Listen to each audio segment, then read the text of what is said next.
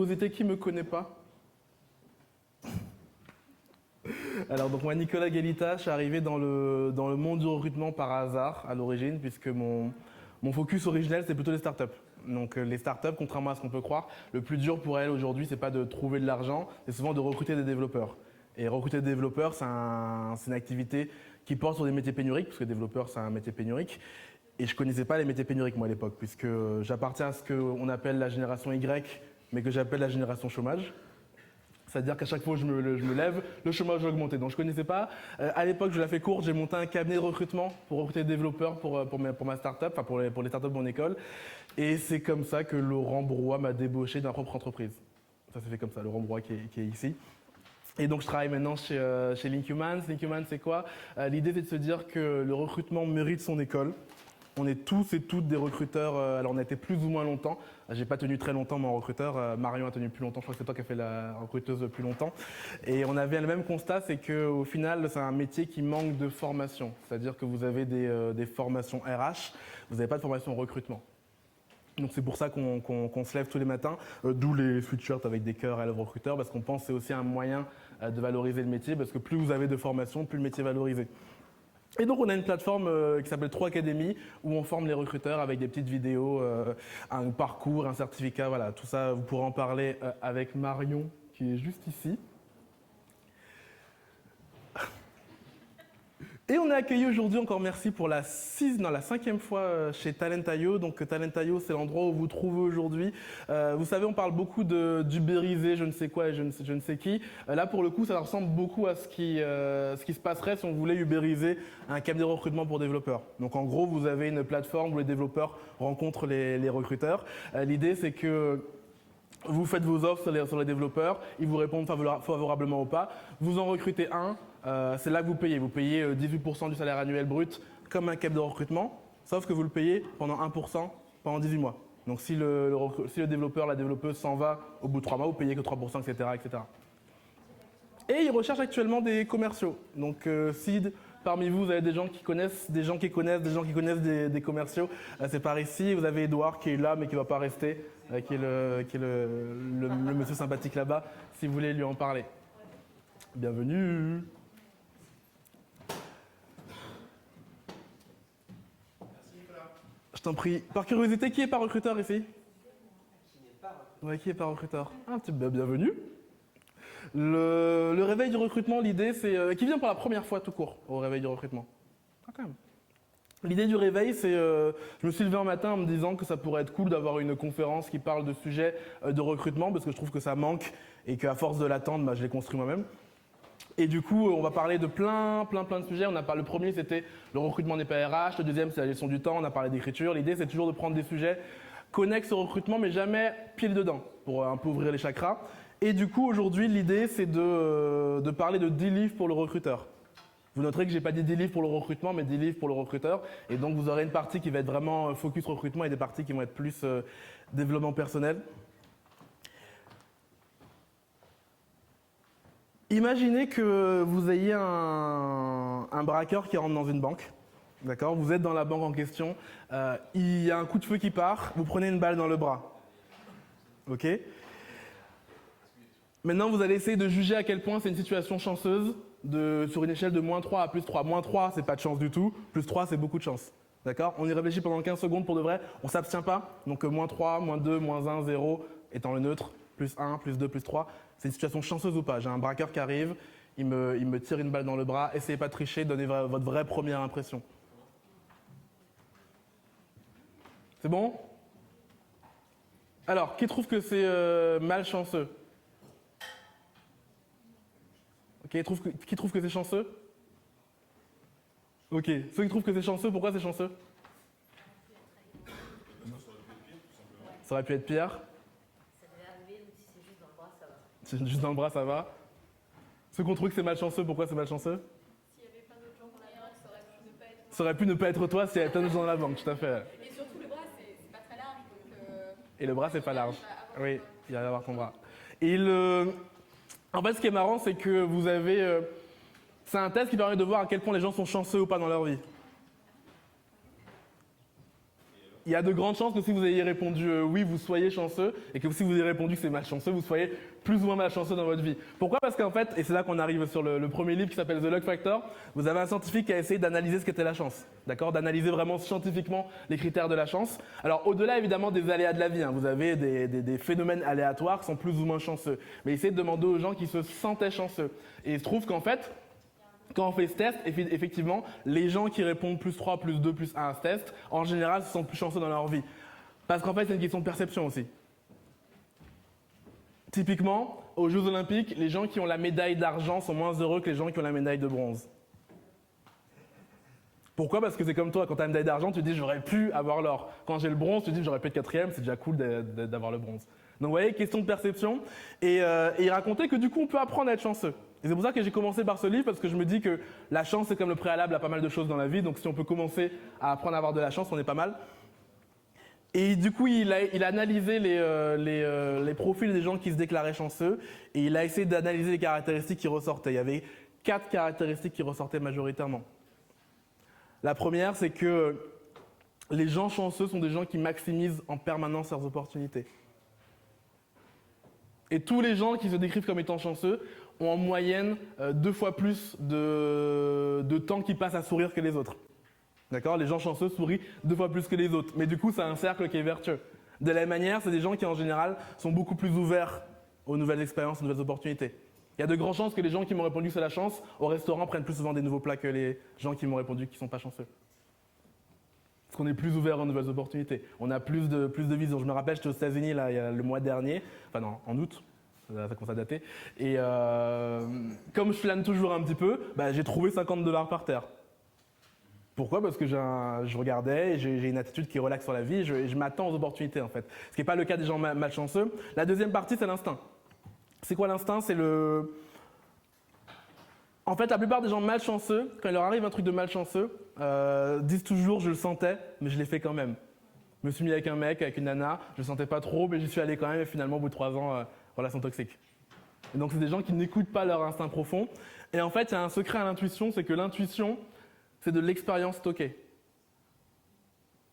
Donc en fait, ce que vous avez au fond de vous, c'est de l'expérience stockée. Il racontait l'histoire notamment d'un architecte qui a failli mourir. En fait, il était un endroit, il y avait de la neige, il marche et d'un coup, il sent un truc comme s'il y avait un danger, comme il se sentait mal, et il marche pas à l'endroit où il voulait marcher. Et en fait, il y avait du verre, c'était un plafond de verre, et s'il avait marché là, il serait mort en tombant dedans. Et on lui racontait qu'en fait, le fait qu'il soit architecte, ça a dû aider inconsciemment parce qu'il connaît les bâtiments.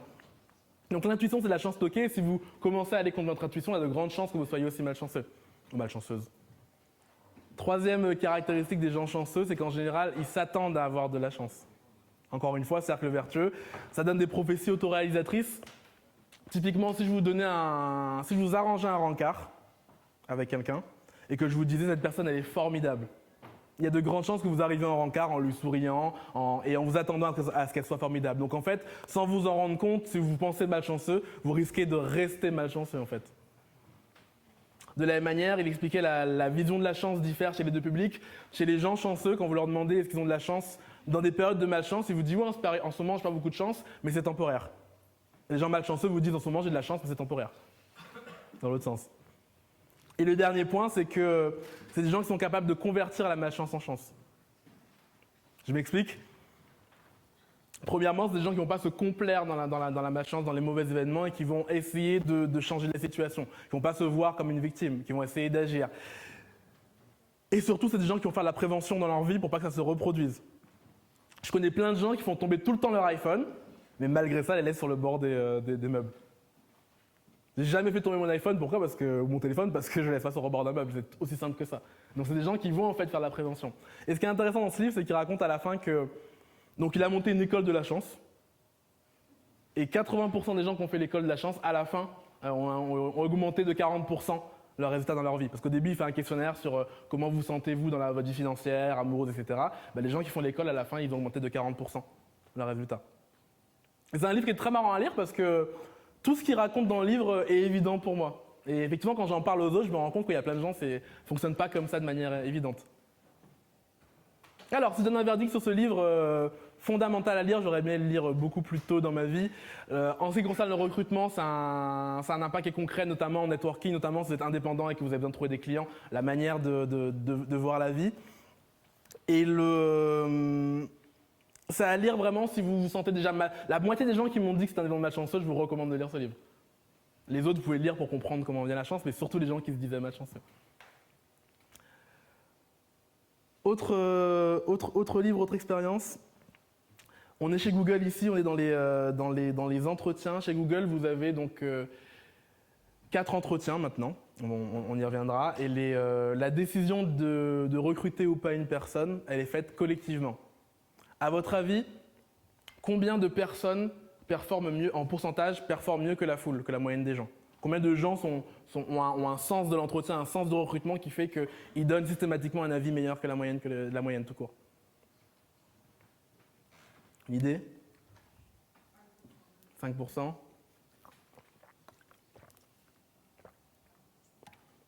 Vous avez une seule personne chez Google qui performe mieux que la moyenne quand ils ont fait l'analyse. Et pas le mec qui a écrit le livre, du coup. Alors, livre qui s'appelle Work Rules, qui a été écrit par alors, c'est pas le DRH de Google, mais ça s'appelle pas comme ça, il refuse l'appellation. Il s'appelle officiellement People Operation, comme vous avez Marketing Operation, Executive Operation, etc. Donc, pour d'ailleurs se concentrer sur le fait d'être dans une fonction People. Et donc, il arrive dans le recrutement chez Google et il constate déjà une énigme. Il se dit, c'est marrant, plein de boîtes déclarent qu'elles recrutent les meilleurs et pourtant, la plupart des boîtes recrutent de la même manière. Or, si elles recrutent les meilleurs, il devrait y avoir quelque chose de spécial dans leur recrutement. Et pourtant, dans la plupart des boîtes, mettent des annonces, attendent que les gens répondent. Et donc, il commence à se poser la question de comment on peut réinventer les pratiques, comment analyser tout ça. Il dit un truc très important, c'est que l'instinct est merdique. Gut feeling is crap. Et d'ailleurs, ça contredit ce qu'on dit sur la chance. Pourquoi? Parce que là, on est sur un autre sujet. Là, on est de très mauvais prédicateurs du futur. Et il racontait qu'en fait, le problème du recrutement, souvent, c'est que les gens passent 99,4% de leur temps à confirmer leurs premières 10 secondes d'impression, en fait. Donc on perd un temps monstre parce qu'en fait, on ne fait que confirmer la première impression. Autre constat qu'il fait, c'est que les job boards sont du spam. En tout cas, chez Google. Parce qu'il se rend compte que c'est toujours des gens... c'est tellement facile d'appuyer sur un bouton et de candidater que c'est souvent des gens moins motivés qui candidatent. Donc décision radicale, il stoppe les job boards. Après c'est Google, ça ne veut pas dire qu'il n'a pas de flux entrant parce qu'il a un site carrière, que les gens connaissent sa marque. Autre constat qu'il fait, c'est que la plupart des gens talentueux en fait sont occupés à être talentueux. Donc ils n'ont pas le temps de postuler. Parce qu'ils sont occupés à kiffer dans l'endroit où ils sont et que ça pose la question du coup d'aller les chercher. Et dernier constat qu'il fait, c'est qu'il trouve qu'on ne dépense pas assez en recrutement par rapport en formation. Quand il compare les budgets, alors c'est aux États-Unis, il racontait que la moyenne aux États-Unis, on dépense plus en formation qu'en recrutement. Et que les entreprises s'en vantent. Et lui, sa critique, c'est de se dire, mais en fait, c'est normal, si vous recrutez des gens moyens, vous avez besoin de les former. Peut-être que le mieux serait de recruter des gens déjà meilleurs et d'avoir moins besoin de les former. Et comme il racontait que du coup, le budget formation, son inflation, c'est pas forcément un bon signe. Ça peut l'être, ça veut dire que vous vous occupez de vos équipes, mais ça peut aussi vouloir dire que vous ne recrutez pas les bonnes personnes à la base. Il enchaîne ensuite sur quelques expériences qu'ils ont menées à Google, et c'est ce qui est intéressant dans ce livre, c'est que même si vous ne prenez pas copier-coller, parce que vous ne pouvez pas copier-coller de toute façon ce qu'il y a dans ce livre, c'est intéressant de voir la démarche scientifique. Première chose qu'ils ont monté, c'est un centre de formation interne. Donc ils ont repéré les gens, les meilleurs commerciaux, les meilleurs développeurs, etc. Ils les ont formés à la formation et c'est eux qui forment en interne en fait. Avec le raisonnement qui est que si jamais que la formation est une activité hyper rentable, si vous prenez le meilleur commercial et qu'il arrive à améliorer de 10% la capacité de tous les autres, vous multipliez le chiffre d'affaires, même s'il s'en va après. Il parle ensuite de la cooptation chez Google. Ce qui est marrant, c'est que Google, comme tout le monde, s'est cassé le nez là-dessus. Ils ont fait plein de trucs, augmenter la récompense. Ils ont mis un centre d'appel de cooptation. Vous avez une ligne chez Google pour demander où en est votre candidat. Ça a augmenté la satisfaction des gens, mais ça n'a pas augmenté le nombre de gens qui étaient recommandés. Il racontait que la seule chose qui a marché chez Google, c'est ce qu'il a appelé les sourcing jams. Donc en fait, il prend des gens, des opérationnels, ils se mettent pendant 1 heure et ils font du sourcing avec eux en fait. Parce qu'au final, la plupart des gens vous recommanderont pas des gens qui sont bien dans leur poste en fait. Premier paradoxe, la plupart des gens vous recommandent des gens qui ont envie de bouger. Donc là, maintenant, ils se posent avec eux et ils font un sourcing ensemble. Autre point qu'il met en place, il se dit, c'est quand même con, il y a 85 ans de recherche psychologique sur les entretiens, sur le recrutement, on pourrait peut-être l'utiliser. On va en parler tout à l'heure sur ce qu'est un entretien structuré. Et il analyse d'ailleurs la prédictivité de chaque méthode. Il explique qu'un entretien non structuré, donc ce qu'on fait en général, ça a 14% de prédictivité de la performance. C'est rien 14%, ça veut dire que si jamais je vous demandais de deviner un jour au hasard, bah ça vous donne à peu près la chance de la prédictivité d'un entretien. Il raconte que la graphologie c'est 0,04%, pas très étonnant. Moi ça m'a étonné, performe aussi bien que l'entretien structuré, c'est-à-dire à 26%, les tests d'aptitude mentale. Tests de QI, le SAT, voilà. Les tests d'aptitude mentale fonctionnent extrêmement bien pour prédire la performance de quelqu'un. Et le meilleur, à 29%, c'est demander un échantillon de travail en fait. Et le mieux reste évidemment de combiner deux méthodes. Il propose un lien que je vous ai retravaillé en Bitly pour qu'il soit téléchargeable. C'est le gouvernement sur les départements des affaires étrangères pour les invalides, bref, j'ai oublié, a fait une liste de questions structurées. Et donc ça peut être pas mal d'avoir des questions déjà faites structurées pour un entretien. Vous avez une centaine de questions déjà faites, ce qui vous évite d'avoir à réinventer la roue.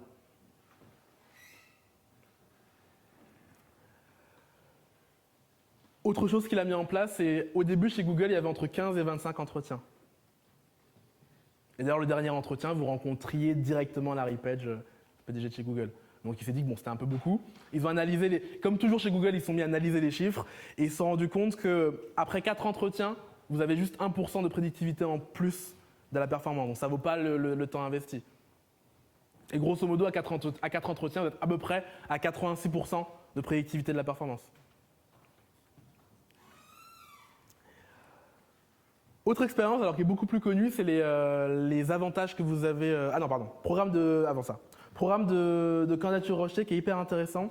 Il s'est posé la question du coup parmi les CV qui n'ont pas été pris, si ça se trouve, il y a moyen de recruter des gens intéressants.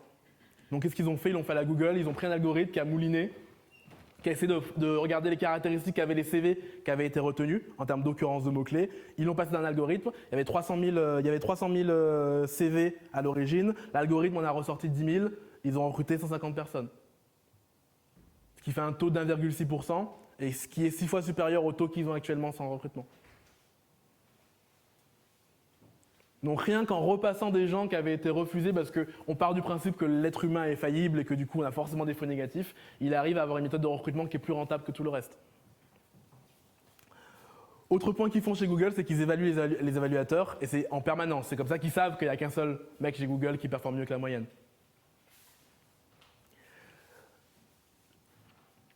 Super important et qu'on retrouve dans un autre livre que je vais vous parler, il montre à quel point la culture est souvent la cause principale de rejet. Et malheureusement, on ne se préoccupe pas assez d'à quel point quelqu'un correspond culturellement au-delà des compétences à l'entreprise. Et la plupart des recrutements qui foirent chez Google, c'est des questions culturelles. Il enchaîne avec une critique sur Beaucoup de gens vous disent qu'il n'y a pas besoin de sourcer des postes type assistante administrative, assistant administrative et ce qu'on appelle les métiers col bleu. Il explique qu'en fait ce raisonnement est très biaisé parce qu'au final, un assistant administratif qui est très bon peut décupler la productivité de la personne qui l'assiste. Pareil, quelqu'un qui a à l'accueil qui est très bon peut décupler la productivité. On est allé avec Mohamed chez un client que je ne citerai pas, où l'accueil n'était pas au top. On s'est retrouvé perdu dans des étages à la Défense à faire le 29, 31, 34. On a perdu énormément de temps. On est arrivé 20 minutes en retard de la formation. Donc vous avez 10 personnes qui perdent 20 minutes parce que l'accueil n'a pas été bon. Souvent, on néglige, un peu par mépris d'ailleurs, ce type de métier, mais en fait, ils peuvent aussi avoir un gros impact sur la productivité des autres. Ce que je vous disais en avance, il revient sur les avantages gratuits que beaucoup connaissent, les avantages que vous avez chez Google, le pressing, la nourriture gratuite, etc., etc. Et raconte que contrairement à ce que beaucoup de gens pensent, ça n'est qu'une question de volonté, parce que la plupart des programmes sont gratuits. Il fait la liste de tous les programmes, il monte leur coût, il y a une grille comme ça hyper complète et il vous montre que 80% des programmes qu'ils utilisent sont gratuits parce qu'en fait le pressing, c'est le pressing qui gère lui-même son business et les gens que chez Google payent. Ils ont mis un distributeur automatique de billets, pareil, c'est le distributeur c'est la banque qui s'en occupe. La plupart des avantages qu'ils ont donnés sont gratuits, tout en procurant une expérience plus intéressante pour les gens chez Google. Et dernier programme, c'est le programme Postmortem, c'est moi qui l'ai appelé comme ça, il l'appelle pas comme ça, mais En fait, chez Google, quand vous décédez, il y a 5 ans de votre salaire qui est reversé à votre conjoint, à votre conjointe. Il expliquait que du coup, pareil, ça permet aussi d'être plus serein quand on va au travail. Il a fait une erreur au début, c'est qu'il n'en parlait pas. Et un jour, une journaliste lui a posé la question, il a fini par en parler parce qu'il ne voulait pas faire de frimer là-dessus. Et une fois qu'il a dit dans un journal, il y a plein de gens chez Google qui lui ont écrit en disant bah voilà, ça me libère d'un poids, enfin mine de rien, ça peut peser sur les gens. Et il racontait que ce programme coûte 0,1% de la masse salariale. Et pose la question, à votre avis, si vos salariés entre être augmentés 3% chaque année ou 2,9% et avoir ça, qu'est-ce qu'ils préfèrent? Il y a de grandes chances qu'ils préfèrent avoir ça. Et ça finit sur une réflexion plus globale qui mène. Alors, il racontait que dans beaucoup d'entreprises, les RH sont l'endroit où vous mettez tous les gens sympathiques, mais pas talentueux. Alors, il rajoute, ça ne veut pas dire que tous les RH sont comme ça. On reviendra d'ailleurs sur cause nécessaire et cause suffisante. Conditions nécessaires, conditions suffisantes. Parce que tous les gens sympas sans talent vont à un RH, que tous les gens à un RH sont sympas et sans talent. Et du coup, sa conclusion, c'est qu'ils sont organisés de manière différente chez Google. Vous avez un tiers de gens qui viennent du background RH, parce qu'ils ont les techniques, parce qu'ils ont le background, ils ont les connaissances. Vous avez un tiers des gens qui sont des consultants en stratégie, pour avoir une vision business, pour avoir une vision à plus long terme que juste les 6 prochains mois. Et vous avez un tiers des gens qui sont des profils analytiques. Des ingénieurs, des psychologues, des développeurs, des philosophes, des gens qui ont l'habitude de mener une analyse pour pas tomber dans le travers de pas mesurer, de pas analyser ce qu'on fait. Et d'ailleurs, c'est ce qui est très très percutant dans son livre, c'est que tout est analysé. Alors, en verdict, c'est un très très très bon livre, mais hyper dur à digérer. C'est le livre qui m'a mis le plus de temps à relire parce que je me suis rendu compte qu'en fait j'avais oublié plein de trucs parce que c'est tellement lourd à digérer que vous sautez plein de pages en fait. Pareil, la première moitié est passionnante, la deuxième moitié l'est beaucoup moins. Mais quand même, intéressant parce que au-delà de la situation de Google qui est intransposable, encore une fois, l'idée c'est pas d'avoir un manuel de conseil puisque il vous raconte juste l'expérience de Google. À ce titre d'ailleurs, c'est un peu comme le livre, vous savez, L'entreprise du bonheur du fondateur de Zappos. Alors Zappos, pour ceux qui ne connaissent pas, c'est le vrai Sarenza. C'est vrai, en plus, c'est la boîte dont s'est inspiré Sarenza. Et il raconte aussi comment il a monté sa culture d'entreprise. En termes de recrutement, vachement intéressant. À lire si vous voulez vous inspirer et si vous vous retrouvez dans la situation où vous avez besoin de monter de zéro un service recrutement. C'est très intéressant si vous avez besoin de repenser votre recrutement ou vous montez de zéro un recrutement. Et plutôt pour une structure assez grosse. Parce que forcément, il raconte l'expérience d'une boîte qui est devenue grosse en fait. D'ailleurs, ce qui est intéressant, c'est que grâce à ces actions, ils sont passés d'un temps de recrutement de, je crois que c'était 140 jours à 40 jours. Et pareil, les gens passent 3 quarts de temps en moins à recruter chez Google grâce à leurs actions.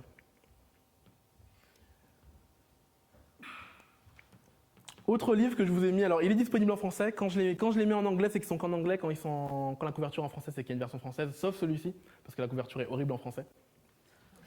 Et d'ailleurs, il ne fallait pas l'acheter à cause de la couverture. C'est un livre qui, en fait, explique comment avoir de l'élégance en société, savoir vivre, faire du networking, attirer les gens, voilà, avoir du charisme.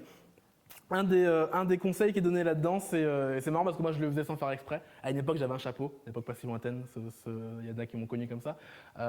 Et c'est marrant parce que Jean-Christophe, pour qui je travaillais à une époque, avait dit un jour, Nicolas il est très malin, il a mis un chapeau, du coup il est hyper reconnaissable, c'est une stratégie de branding hyper bien pensée. Alors qu'en fait non, j'ai une calvitie, du coup je l'assumais pas. Puis un jour je l'ai assumé, j'ai arrêté de mettre un chapeau. En fait dans le livre, elle raconte justement qu'une des astuces que vous pouvez faire dans le networking, c'est d'avoir un accessoire particulier ou alors d'aller voir quelqu'un en lui parlant de son accessoire en particulier. Autre astuce qu'elle donne, et en fait c'est un livre où vous avez justement 92 astuces les unes à la suite des autres. C'est ça que j'aime bien ce livre parce que vous pouvez lire dans n'importe quel sens et il n'y a pas d'ordre chronologique. Autre truc qu'elle raconte, elle dit qu'il y a plein de gens qui ont l'air d'avoir du charisme qui en fait ne font que débiter des banalités avec passion. Et c'est super important en fait de parler avec passion. Elle racontait une histoire où il y avait quelqu'un dans une soirée qui était entouré de plein de gens, elle se rapproche, elle se rend compte qu'il raconte que des banalités, mais il le fait avec passion. Il y a un exemple de ça, c'est dans les TED Talks. How to sound smart in your TED Talks. Quelqu'un a vu ce truc-là? Quelqu'un l'a déjà vu? En gros, c'est quelqu'un qui arrive et qui ne dit rien, mais qui le dit bien. Donc il arrive en disant voilà, maintenant je vais vous donner des chiffres, 3, 4, 5, voilà, il joue le truc, c'est hyper marrant. Il est là, je vais réajuster mes lunettes, là je vais faire comme s'il y avait un truc profond. Et vous voyez que pendant 5 minutes, vous êtes accroché à ce qu'il raconte alors qu'il ne raconte rien. Parce qu'en fait, la forme est aussi puissante que le fond. Très souvent négligé ce point-là. Autre astuce qu'elle donne, c'est de donner de la matière aux autres dans une conversation. C'est insupportable, les gens, vous leur demandez qu'est-ce qu'ils font dans la vie, ils vous disent je suis consultant, je suis chef de projet. Les métiers les plus vagues du monde. Vous pouvez rien répondre à je suis chef de projet. Ah bon, c'est bien, et t'as beaucoup de projets? Enfin, on ne peut pas répondre à je suis chef de projet. Et donc elle disait, chaque fois qu'on vous pose une question comme ça d'ouverture, introduisez, donnez de la matière aux gens. La dernière fois, j'étais au SOSU, donc à Amsterdam, les gens me demandaient d'où je venais. Je leur disais I think you can guess where I'm from. Et j'ai accentué l'accent français. Et ça les faisait rigoler, hop, ah, t'es français. Donc donnez de la matière aux gens quand ils vous posent des questions, même des questions bateaux. Parce qu'en fait, les gens essayent juste de communiquer avec vous. Autre point qu'elle dit, ne plaisantez jamais aux dépens des autres. Beaucoup de gens feraient mieux de s'en inspirer. Vaut mieux garder une blague pour vous qu'elle est aux dépens des autres. Autre astuce qui m'a fait rigoler parce qu'elle décrit la France justement. Elle dit en France ils ont un truc génial. Alors j'ai appelé ça le boomerang. Elle appelle ça le boomerang. Du coup j'ai appelé ça le boomerang français. C'est en France quand vous faites un compliment à quelqu'un, il vous dit c'est gentil. Il vous dit pas non t'as tort. Et alors malheureusement il y a des Français qui disent pas ça, mais je vous invite à tous dire ça parce qu'il y a quand quelqu'un vous fait un compliment et que vous le rejetez, quelqu'un vous dit vous êtes intelligente et vous dites non je suis pas si intelligente que ça, bah, la personne en fait vous la remettez en cause dans son jugement sans vous en rendre compte. Donc c'est gentil et hop tout le monde est content même si vous ne le pensez pas. Dernière astuce qu'elle raconte et que j'utilise pas mal, c'est se taire pendant longtemps quand vous avez envie de dire quelque chose d'important. Je fais souvent en réunion avec Mickey Mans, j'ai envie de dire un truc, d'un coup je me tais et je les laisse parler pendant 5 minutes et quand vous parlez forcément c'est un impact qui est plus grand. Dernière astuce que j'ai pas mis là mais que j'utilise tout le temps, c'est le redonner la parole à quelqu'un qui s'est fait couper. Vous savez, souvent vous parlez, il y a un serveur, une serveuse qui arrive qui vous coupe, il y a un bébé qui pleure, ça vous coupe, on revient à la conversation et la personne ne peut plus dire ce qu'elle disait parce que tout le monde l'a oublié. Et ça a l'air bizarre quand la même personne se relance elle-même. Donc soyez la personne qui dit « Ah, au fait, tu disais quoi ?» Et la personne vous sera toujours reconnaissante. Alors, si je fais le bilan de ce livre, il est excellent, facile à lire. Le premier, donc celui de gauche, est meilleur que le deuxième. En français, il s'appelle « Comment parler à tout le monde ?» Titre pourri s'il en est. Et le deuxième, je crois que s'appelle Réussir le premier contact. De toute façon, il est là, vous regarderez à la fin, je vous amène tous les livres. Pour le recruteur, c'est intéressant, ça vous permet d'augmenter vos capacités d'interaction, de networking, etc. Ça va lire vraiment si vous vous sentez toujours, si vous savez jamais quoi faire de vos bras en networking.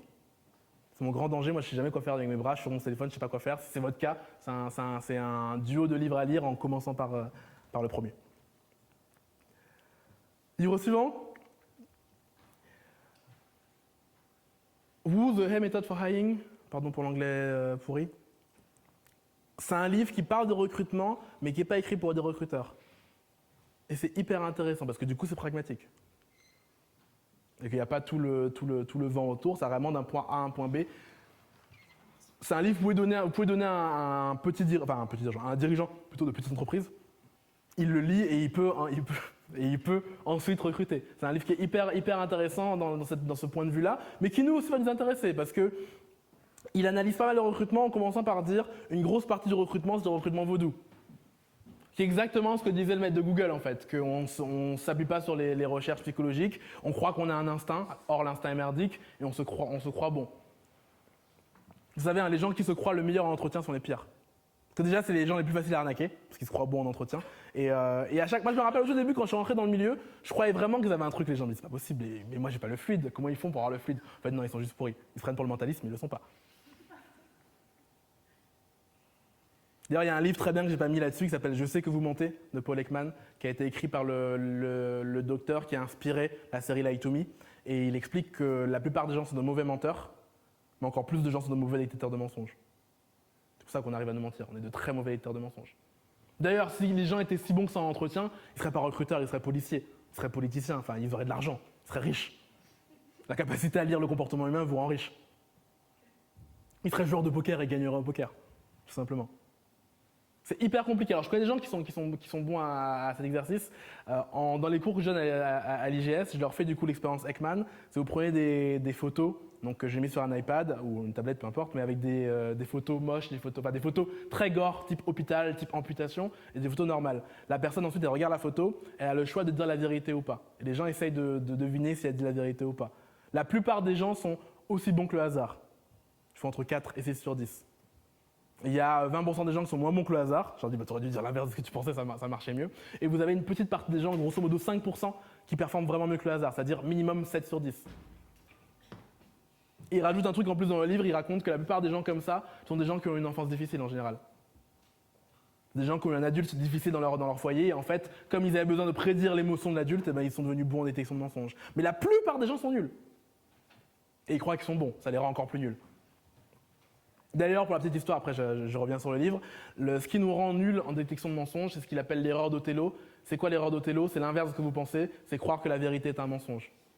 La plupart des gens en fait prennent la vérité pour un mensonge. Quand ils se mettent en mode lie to me détection, ils se mettent à avoir du mensonge partout et ils confondent la vérité avec le mensonge et non pas l'inverse. On croit tous que c'est l'inverse en fait, mais souvent on confond la vérité avec le mensonge.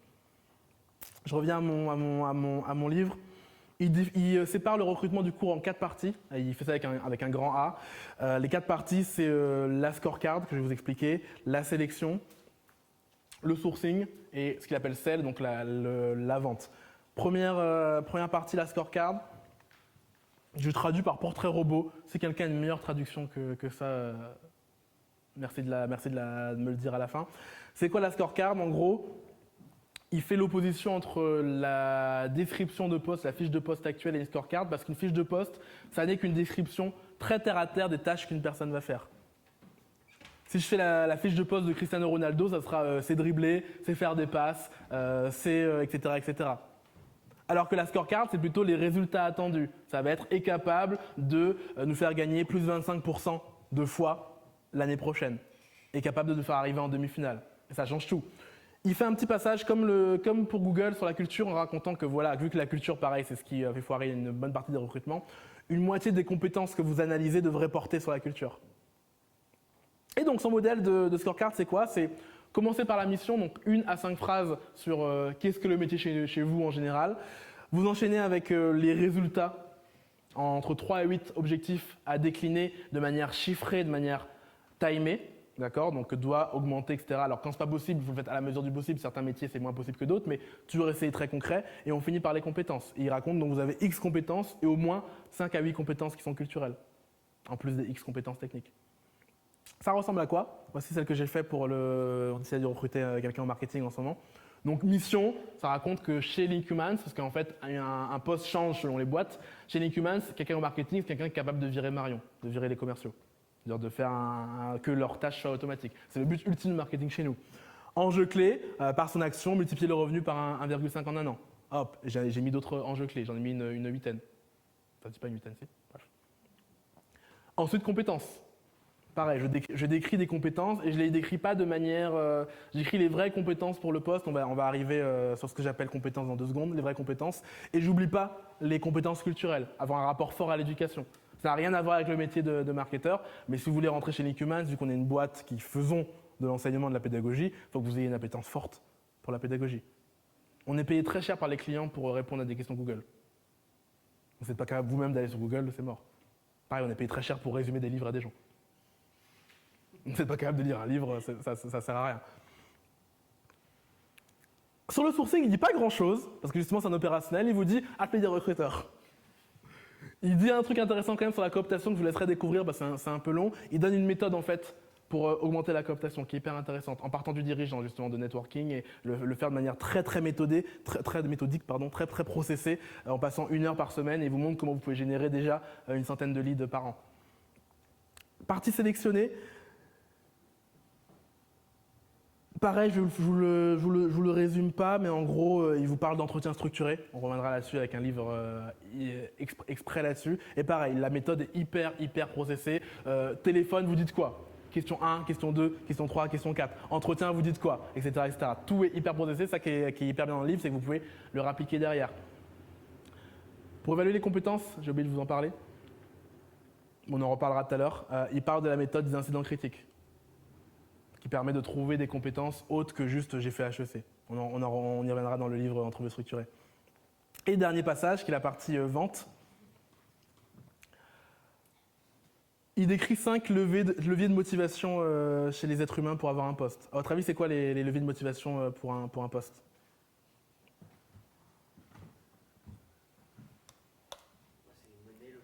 L'argent. Le Oui, le contenu du poste, la mission, effectivement. L'évolution, le lieu.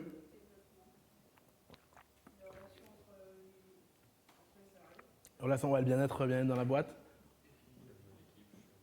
Il manque un des plus grands facteurs et il raconte que tout le monde l'oublie. Moi, je l'oubliais d'ailleurs avant de lire le livre. Il racontait que lui l'oubliait au début aussi. Non, en général, ça, les gens l'ont en tête. Alors même dans des boîtes où c'est un peu bullshit, ils l'ont quand même en tête. L'entreprise, je mets ça dans le bien-être, etc. On se projette comment on s'imagine dans le poste. Ouais, mais je le mets pareil, je le mets dans le poste. Les gens, ouais. Ah, tu sais pas toi? Relis ce livre, je t'ai dit de lire ce livre. C'est trop du poste, mais pareil, je le mets dans le poste. Un truc vraiment radicalement différent de ce que vous avez dit. L'argent, on l'a déjà dit. Alors l'argent, en plus, il dit un truc intéressant, il dit que l'argent, c'est pas un motivateur, c'est un démotivateur. C'est-à-dire que les gens, en fait, sont démotivés s'ils n'ont pas leur seuil de salaire. Par contre, une fois qu'il est passé, ça ne change pas grand-chose, à moins que vous mettez beaucoup d'argent. Vous mettiez beaucoup d'argent. La personne qui est en face d'eux. La personne qui est en face d'eux, ouais, c'est vrai. Il ne le cite pas, mais c'est vrai. Le développement. Ouais. Retrouver des gens qu'il connaît. Ouais. Le lieu, on l'a dit. On a travaillé à une époque avec Michelin. Et Michelin, vous aviez énormément d'offres d'embauche qui étaient refusées. Donc vous faites plusieurs entretiens avec une personne et la personne refuse l'embauche. À votre avis, pourquoi les gens refusaient? Hein? Non, tu sais qu'ils vendent des pneus. J'espère que tu sais qu'ils vendent des pneus quand tu rentres chez Michelin, tu sais que c'est des pneus quand même.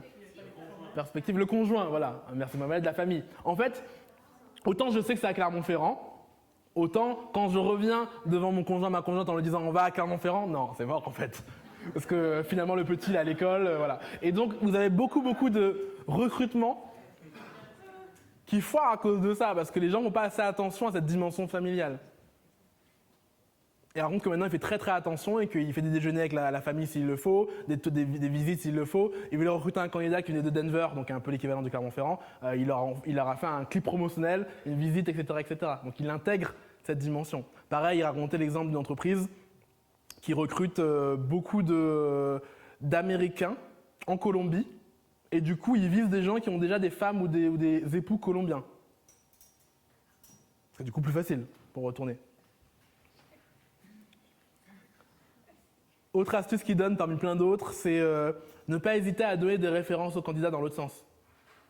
C'est-à-dire se montrer ouvert et dire voilà, tu veux savoir quel manager je suis, demande-le à Mohamed, demande-le à Marion et parle-en pendant un quart d'heure avec eux. Voilà, voici mes références à moi dans l'autre sens. Je trouve ça hyper intéressant comme manière de voir dans le processus de vente. Autre chose qu'il dit, c'est que la partie vente, c'est la seule partie qui est transversale à toutes les autres et qu'elle commence dès le sourcing, qu'elle est dans l'entretien. Pour ça que c'est débile de faire un entretien où vous mettez la pression à des gens, parce qu'en fait, l'entretien fait partie de la vente. Et que le seul, s'il devait résumer en un seul mot, c'est la persévérance. Beaucoup de gens sont très naïfs sur la vente. Beaucoup de gens se disent, ouais, si un candidat ne me répond pas une fois, c'est qu'il n'est pas intéressé.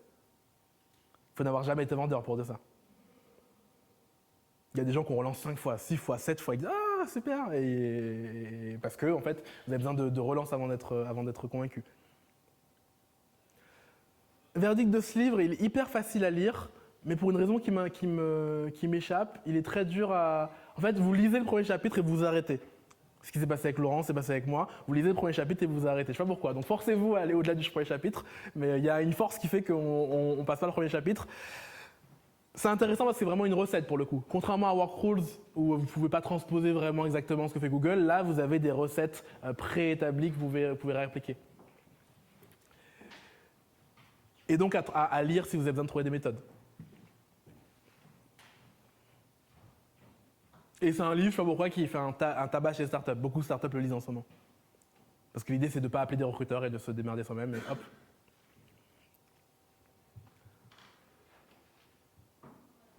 J'ai fait mes études supérieures en Guadeloupe, et j'ai eu le choix entre venir à Grenoble et venir à Évry. En gros, à Grenoble, j'avais une école d'ingénieur en environnement. Et à Evry, c'est une école de commerce. Parce que je m'étais dit, ils gagnent quand même beaucoup d'argent ces gens pour ne rien faire. Donc je vais essayer de faire une école de commerce, ça peut être sympa.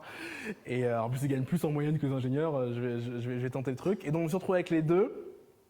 Et en fait, j'ai joué la décision à pile ou face.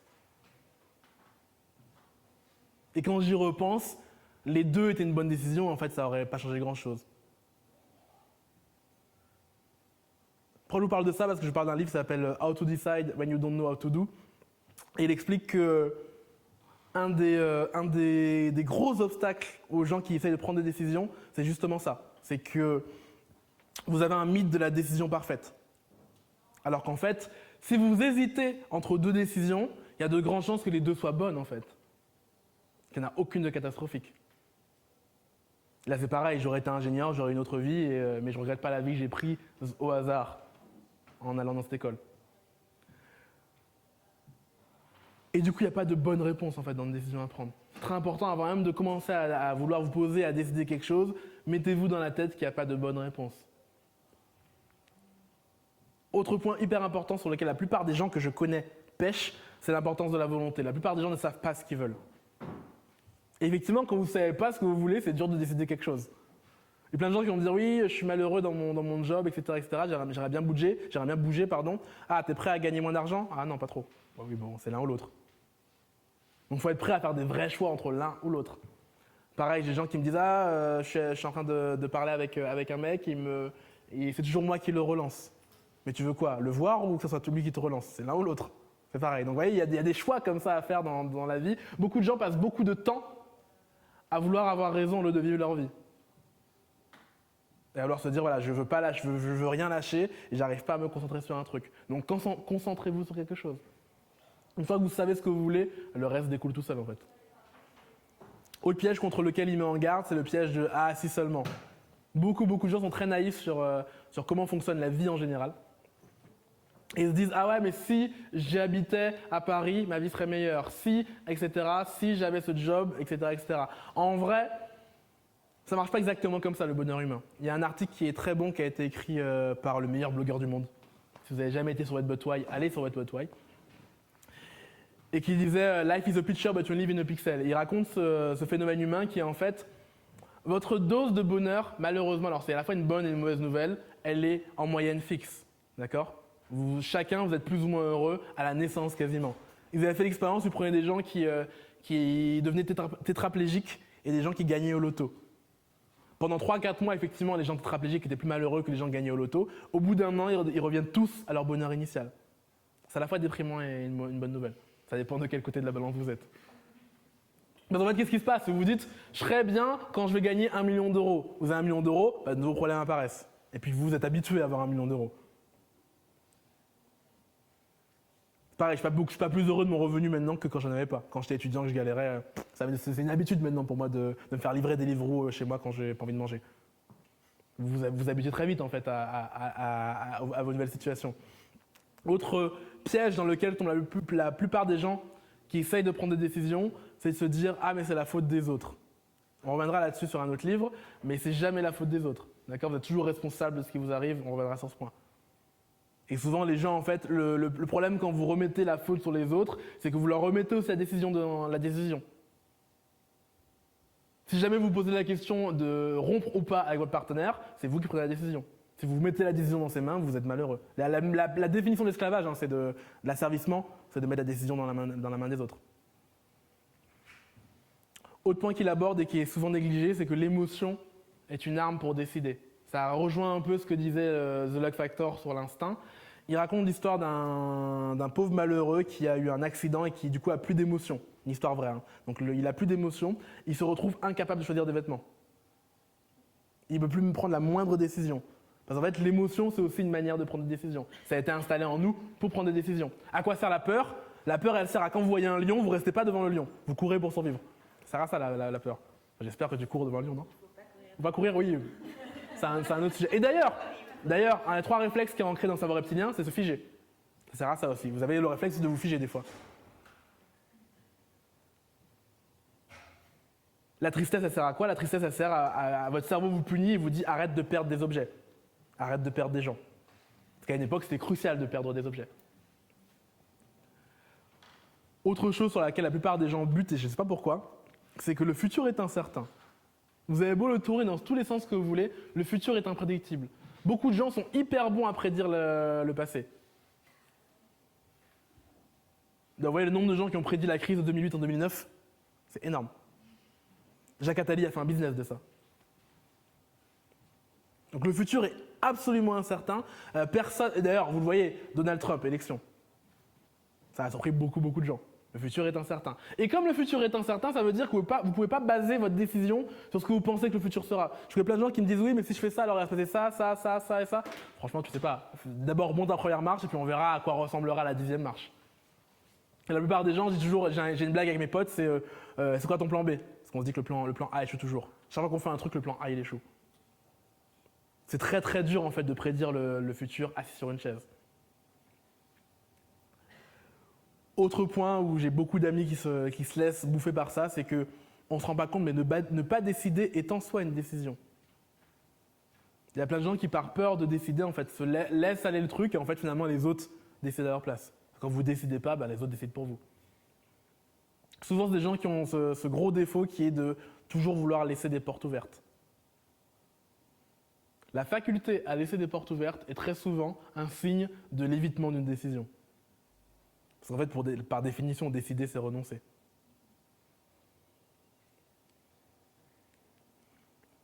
Autre point qui paralyse plein de gens, c'est que la peur les stoppe.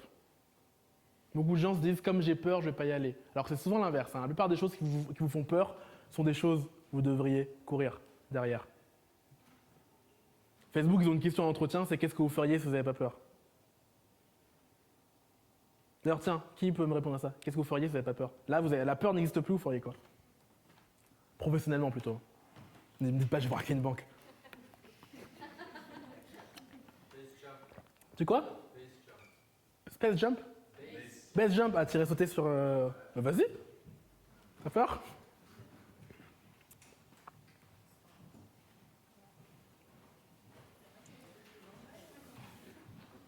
Et en général, la plupart des choses qui vous font peur professionnellement sont des choses vers lesquelles vous devriez courir en fait. La peur est souvent un bon signal d'une chose qui est importante. Si vous avez peur, parce que c'est important. On dit souvent que la peur évite pas le danger, mais la peur ne crée pas non plus le danger. Beaucoup de gens pensent que parce qu'ils ont peur, ça veut dire qu'il y a un danger. Non, t'as juste peur. Et le dernier point là-dessus, il raconte à quel point beaucoup de gens sont paralysés dès qu'ils ont des choix de type mauvais contre pire à faire. Et du coup se laissent aller à pas décider. Des fois, il n'y a juste que des mauvaises solutions. Donc, votre job, ça va être de prendre la moins mauvaise des deux, ou des trois, ou des quatre. Alors, verdict de ce livre excellent. En plus, j'ai eu la chance de le lire super jeune. Alors, la première moitié est plus passionnante que la deuxième moitié.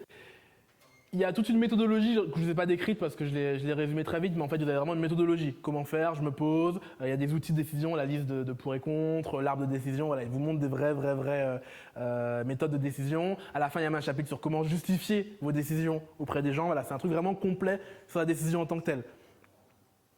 Évidemment, décision et recrutement, ça va ensemble. Pas besoin de m'étaler sur à quel point ça peut nous servir.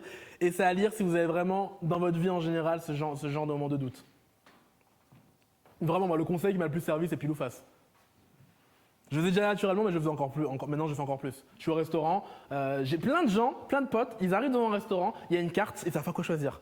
Je prends un truc au hasard, je mets mon doigt, hop, je prends un... Parce qu'en fait, quand on n'est pas capable de prédire en général les plats, à quel point ils sont bons, autant les prendre au hasard.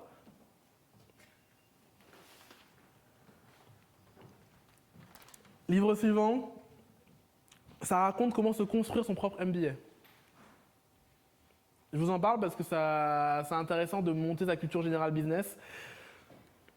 Ça s'appelle le Personal MBA. Et en fait, c'est un recueil de plein, je crois que c'est 96 à 100, voilà, une centaine de lois sur la vente, le marketing, la psychologie, la finance, bref. Tout ce qu'on enseignera en école de commerce, les écoles de commerce fonctionnaient. Malheureusement, l'école de commerce ne fait pas grand-chose à part boire de l'alcool et aller en association. J'y étais, je peux vous le dire.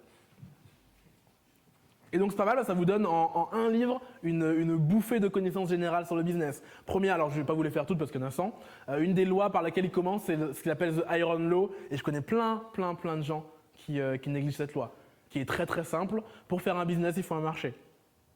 Le nombre de gens que je connais qui ont des business qui ne vendent pas et qui s'entêtent là-dedans pour faire un business, il faut des gens qui en veulent. Il faut arrêter de dire les choses du type oui, je suis en avance sur mon marché. Non, t'es un mauvais businessman. Ça n'existe pas en avance sur le marché, ça veut juste dire être mauvais ça. Deuxième loi qui m'a fait rire parce qu'en la relisant, je me suis rendu compte qu'avant ça m'interpellait pas, ça m'interpelle plus parce que c'est ce qu'on fait un peu chez Linkumans. Il raconte comment vendre par l'éducation. Qu'en fait, au lieu d'améliorer ton produit, tu peux améliorer ton acheteur. Typiquement, moi je suis un blog, ça s'appelle Bonne Gueule, qui m'a appris à m'habiller. Avant, j'habillais qu'avec des joggings. Et en fait, dans les articles, ils expliquent comment choisir un jean. Et j'aurais jamais mis avant plus de 30 € dans un jean. Et maintenant qu'ils m'ont expliqué qu'est-ce qu'il y a dans un jean à 120 €, bah, j'ai acheté un jean Bonne Gueule. C'est con. Mais évidemment, c'est plus facile de vendre à des gens que vous avez éduqués, que vous avez formés à votre propre goût. C'est ce qu'on fait d'ailleurs chez nous. Pourquoi on fait des conférences, etc. C'est qu'on essaye de vous endoctriner. Une fois que vous l'êtes, c'est plus facile de vendre. Une fois que tout le monde est d'accord avec nous, c'est beaucoup plus facile de vendre. Autre point qui est très intéressant, pareil dans le chapitre vente, il explique les 5 obstacles qui reviennent tout le temps à une vente. Premier obstacle, c'est que trop cher. La plupart des gens, vous leur parlez, hop, trop cher. Deuxième obstacle, c'est ça marche pas. D'accord ? Il essaie de challenger un peu est-ce que votre produit marche. Troisième obstacle, qui est aussi un obstacle pédagogique, c'est ça marchera pas pour moi. Les gens ont souvent cet obstacle, cette objection, c'est oui, ça marche chez les autres, mais pas pour moi. D'où d'ailleurs les testimonials, quand on fait témoigner des clients qui vous ressemblent, parce qu'on se dit s'il te ressemble, ça va te convaincre. Quatrième objection, c'est je peux attendre. Mon problème n'est pas si urgent que ça, donc je veux juste attendre, voir ce qui se passe. Et le dernier obstacle, c'est trop dur en fait de mettre en place ta solution. Ça demandera trop d'efforts. Donc je suis convaincu que c'est bon pour moi, mais la flemme. C'est d'ailleurs pour ça que j'ai pas d'abonnement à une salle de sport. La flemme.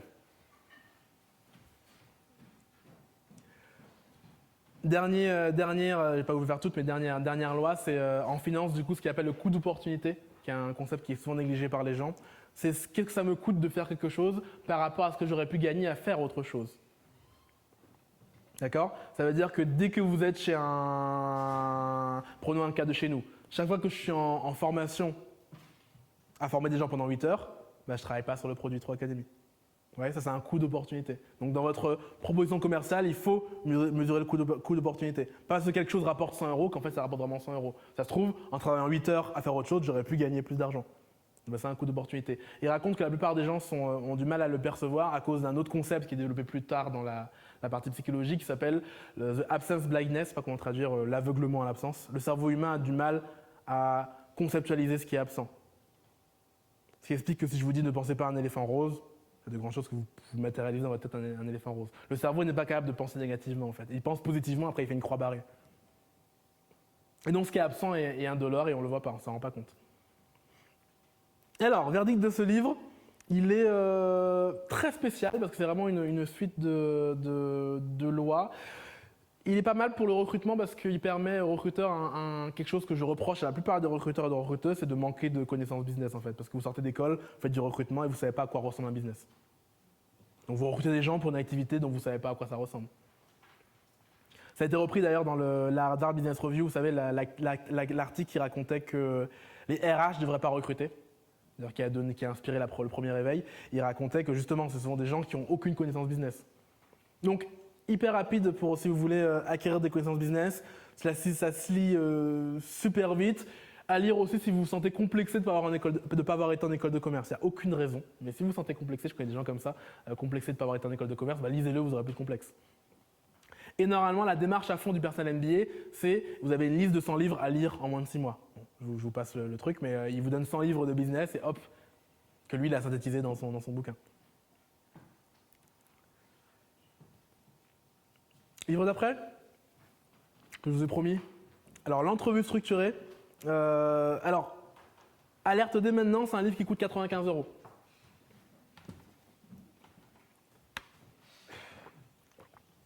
D'ailleurs, on l'a payé ce prix-là, nous ? Enfin, Linkumans l'a payé 95 €. Je ne me rappelle plus. En fait, il est pas vendu en France, il est vendu au Québec, donc il est à 34 € plus 50 € de frais de port. C'est un livre qui est resté 1 an dans mon placard et que j'ai lu uniquement pour vous. Et je me suis fouetté de ne pas l'avoir lu avant. Ça m'aurait évité de dire plein de conneries d'ailleurs. Donc ce qui est intéressant avec ce livre, c'est que c'est un livre vraiment qui recense les 85 ans de recherche dont parlait le mec de Google dans un livre. L'entrevue structurée, à quoi ça ressemble, c'est quoi les vraies bonnes pratiques. C'est hyper complet, c'est peut-être un peu trop lourd, on en reviendra quand on va débriefer. Alors, ça commence par une définition de l'entretien structuré, où il explique à quoi ça ressemble, pourquoi c'est intéressant. Il prend la même étude que le DRH de Google qui explique qu'un entretien non structuré n'a que 14% de prédictivité de performance, etc., etc. Et que du coup, c'est un instrument qui est beaucoup plus valide qu'un entretien qui est non structuré. Il parle de fidélité, qui est quelque chose qu'on néglige souvent. La fidélité, c'est quoi? C'est le fait qu'un instrument donne le même résultat, peu importe qui le déploie. Et donc, plus un entretien est structuré, et moins ça dépend de l'intervieweur, en fait, les résultats.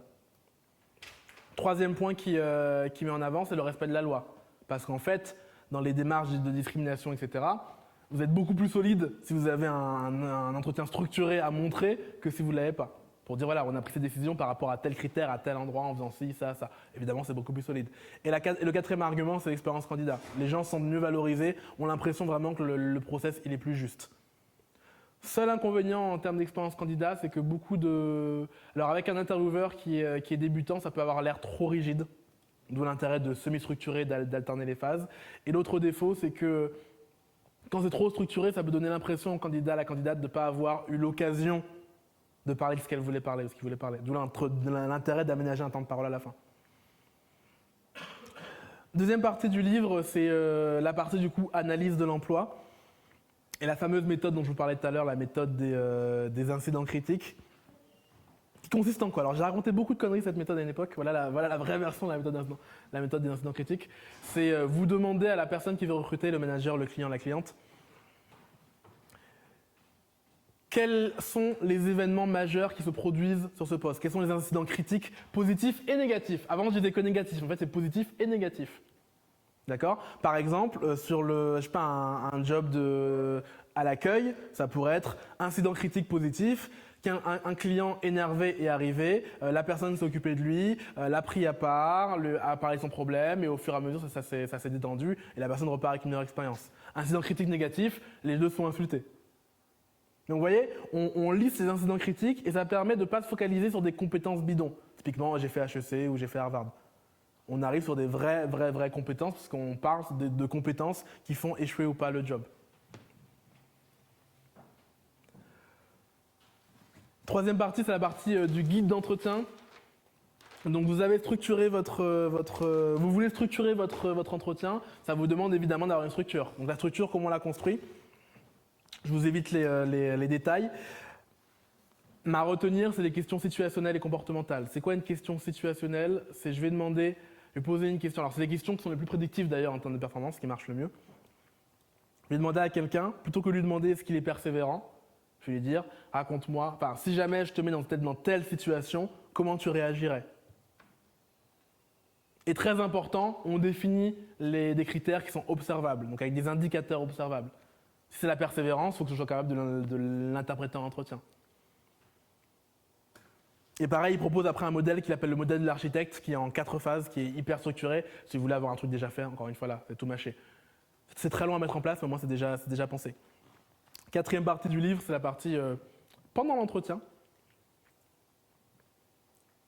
Et il souligne un paradoxe de l'entretien, qui est qu'au final, votre but, c'est d'évaluer des critères chez un candidat, chez une candidate, positif et négatif, et que la personne en face, elle peut vous donner que le positif, par définition. Donc la question, c'est comment on fait pour avoir tout. Et à l'inverse de beaucoup de gens qui essayent de stresser les gens, ils disent l'inverse, c'est beaucoup plus efficace. Ils vous donnent des méthodes justement pour faciliter l'interview, pour mettre à l'aise les gens. Typiquement, plutôt que de demander à quelqu'un est-ce que vous avez déjà fraudé dans le métro, tout le monde vous dit non à ça, vous lui dites voilà, donnez-moi une situation où vous n'avez pas tiqué, qu'est-ce que vous avez fait, et je vous rassure, la plupart des gens fraudent. Voilà, c'est un peu chafouin comme technique, j'aime pas trop, mais il donne des techniques un peu moins chafouines. Donc l'idée c'est comment je facilite pareil en l'accueillant, en lui montrant l'horloge, en lui donnant le but de l'entretien, où est-ce qu'on va, même, et je crois que c'est une idée super intéressante, en lui donnant le guide des questions à l'avance. Il donne le guide des questions à l'avance. Et du coup, les gens se préparent et ils sont moins stressés. Et comme c'est des questions de toute façon à laquelle il n'y a pas de bonne ou mauvaise réponse, ça ne change rien de s'y préparer en fait. Autre recommandation, il recommande de faire passer les entretiens en comité. Alors c'est en québécois, donc il dit comité, mais c'est juste un groupe. Et un groupe de 3 à 5 personnes. Parce qu'en fait, ça permet déjà de lisser les biais. Ça permet à une personne de prendre les notes et aux autres de poser des questions. Voilà, ça permet d'avoir aussi à la fin un débriefing qui est plus objectif et de permettre quelque chose qui est beaucoup plus juste. Et on revient sur ce que disait le DRH de Google quand il vous disait qu'il y avait quasiment personne qui performait mieux que l'analyse d'un groupe. D'ailleurs, je suis en train de lire un livre en ce moment qui est sur la puissance des foules, où ils expliquent ça, que souvent la foule a toujours mieux raison que des individus séparés. Même ça a l'air contre-intuitif. À condition de lui donner les bons instruments. À condition qu'il n'y ait pas un leader fanatique qui fait utiliser la foule au mauvais endroit. Il donnait d'ailleurs un exemple qui est, vous prenez des gens, vous leur demandez combien pèse la vache qui est devant eux. Quand on fait la moyenne des réponses des gens, on a le bon poids à 10-20 kilos près. Parce que les erreurs s'annulent en fait. Donc le comité, et ce dernier point, c'est la partie évaluation, ce qui est comment je construis justement le barème d'évaluation. Pareil, je vous la fais pas en entier parce que ce serait hyper long, mais l'idée c'est d'avoir, vous avez deux types d'évaluation, soit vous évaluez par critères, soit par question. Il y a des inconvénients et des avantages dans les deux. L'avantage d'évaluer par question, c'est que c'est beaucoup plus simple pendant l'entretien d'avoir le barème en face et de regarder quelle question se réfère à quoi et quand on prend les notes, de s'y référer dans le bon ordre.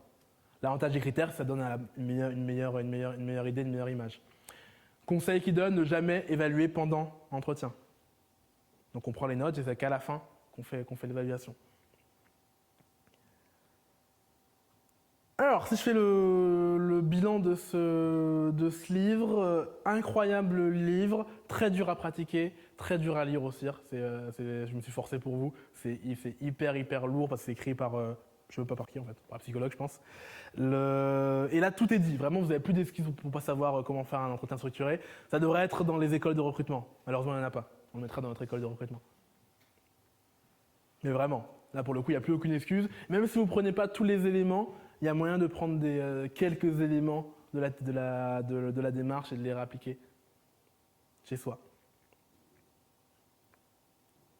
Alors, livre suivant qui s'appelle Influence et manipulation. Qui a déjà lu ce livre parce que j'en parle déjà beaucoup? J'ai failli vous l'offrir à tous.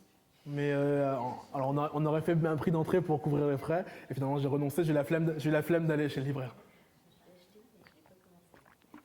Tu l'as acheté, ouais, tu n'as pas commencé. Pareil, livre un peu dur à... L'achetez pas, là c'est la version poche. Non, là c'est la version normale. J'ai la version poche. N'achetez pas la version poche. C'est trop petit, c'est insupportable à lire, vous n'allez pas aller au bout. Achetez le grand livre. Il analyse du coup les 6 ressorts de la manipulation. Il y a beaucoup de gens qui parlent de livres qui s'appellent Petit traité de manipulation à l'usage des honnêtes gens. En fait, ce livre, malheureusement, alors il se réfère beaucoup à celui-ci, d'ailleurs c'est pour ça que je l'ai acheté, parce que dans la bibliographie, il y a beaucoup de celui-ci. Et en fait, le Petit traité de manipulation à l'usage des honnêtes gens, il se base sur un seul des 6 ressorts de la manipulation, qui est la cohérence, qui développe à fond dans un livre. Donc c'est très focus. Si vous voulez avoir une vision très globale de la manipulation, c'est ce livre-là qu'il faut lire. Évidemment, l'idée, c'est comme dans Harry Potter, on étudie les forces du mal pour s'en prémunir, pas pour les déployer. Donc l'idée, voilà, c'est comment je me prémunis de la manipulation. Il prend le premier ressort, c'est la réciprocité. La réciprocité, c'est quoi? C'est le fait que vous avez des gens, il racontait l'histoire d'une secte qui donnait des fleurs en plastique pourries à des gens. Les gens ne voulaient pas l'accepter, mais ils forçaient les gens à l'accepter. Et après, ils demandent de l'argent, les gens leur donnent de l'argent. Et après, les gens jettent la fleur. Puis ils récupèrent la fleur et puis ils donnent à d'autres gens. Pourquoi? Parce qu'on vous a fait un cadeau, vous vous sentez redevable. Pareil, vous avez l'expérience avec un commercial qui vous offre un coca, ben vous avez plus de chances d'acheter ce qu'il vous propose. Vous vous sentez redevable. C'est à ça que servent les goodies dans les boîtes. Quand vous prenez un goodies, déjà, vous vous mettez dans une situation où vous allez vous sentir redevable. Comment on se prémunit de ça? Ben justement, on vocalise dans sa tête, là on m'a fait un cadeau mais je ne suis pas redevable, c'est un cadeau intéressé. Et surtout en général c'est un cadeau qui est de beaucoup moindre valeur par rapport à ce qu'on attend de vous en fait. Deuxième ressort qui est la cohérence, qui est le ressort qui est analysé dans le traité de manipulation à l'usage des honnêtes gens. Il explique qu'en fait qu'une fois que quelqu'un a pris une décision, il va s'y coller, même s'il a pris pour aucune raison particulière. Typiquement, vous demandez à quelqu'un de vous donner l'heure dans la rue, et il y a plus de chances qu'il accepte de vous donner de l'argent derrière. Parce que son cerveau va rationaliser en se disant si je lui ai parlé, c'est qu'il était sympathique, et voilà. Pareil, si vous demandez à quelqu'un de garder votre sac, quasiment tout le monde accepte, et quand un voleur part avec votre sac, les gens courent derrière la personne si elles ont dit qu'elles allaient garder le sac. Ce qui est con parce que vu que tout le monde répond oui, c'est bien la preuve que c'est une manipulation. Parce qu'une fois que j'ai dit que je voulais garder un sac, je vais être cohérent et je ne vais pas me retrouver dans ce qu'on appelle une dissonance cognitive. Ils avaient fait une autre expérience où ils allaient à une queue de photocopie pour vous donner à quel point ce ressort il a intégré de manière automatique, de manière très animale. Il demandait, quelqu'un arrive dans une file et il demande est-ce que je peux passer devant vous pour la photocopie parce que j'ai un meeting très important, etc., etc. Les gens disent oui à 94% à cette requête. Autre requête, vous demandez aux gens est-ce que je peux passer devant vous sans aucune raison. La moitié, 40% des gens refusent. Mais ce qui est marrant, c'est que quand vous dites juste est-ce que je peux passer devant vous parce que j'ai des photocopies à faire, pareil, 94% des gens acceptent. Parce qu'ils entendent juste parce qu'ils ne réfléchissent même pas. D'ailleurs, la connasse, tout le monde connaît la connasse, la série sur YouTube. Elle fait un truc très marrant, elle va dans le métro, elle demande à quelqu'un est-ce que je peux prendre votre place. Elle s'assied parce que sinon je suis debout. Voilà. Alors là, c'est un peu trop, les gens se rendent compte de l'arnaque. Mais les gens sont très cohérents. Une fois que vous les avez fait faire quelque chose, ils vont essayer de s'y conformer. Pareil, autre expérience, ils demandaient aux gens, une association allait chez les gens en leur demandant de mettre un pins pour la sécurité routière. Les gens acceptent. Semaine prochaine, d'après, ils leur donnent un petit panneau là comme ça, un petit stickers à mettre sur leur frigo. Les gens acceptent. Et après, ils leur demandent de mettre un panneau 3 mètres par 2 mètres dans leur jardin et les gens acceptent. Parce qu'ils se sont dit, bah si j'ai accepté autant là, on appelle ça le pied dans la porte. Parce que je reste cohérent. Vous remarquerez d'ailleurs que pareil, la plupart des guerres dans lesquelles les pays s'enlisent sont arrêtés par le président suivant. Parce qu'on n'a pas envie de perdre la face, on est engagé, on reste cohérent.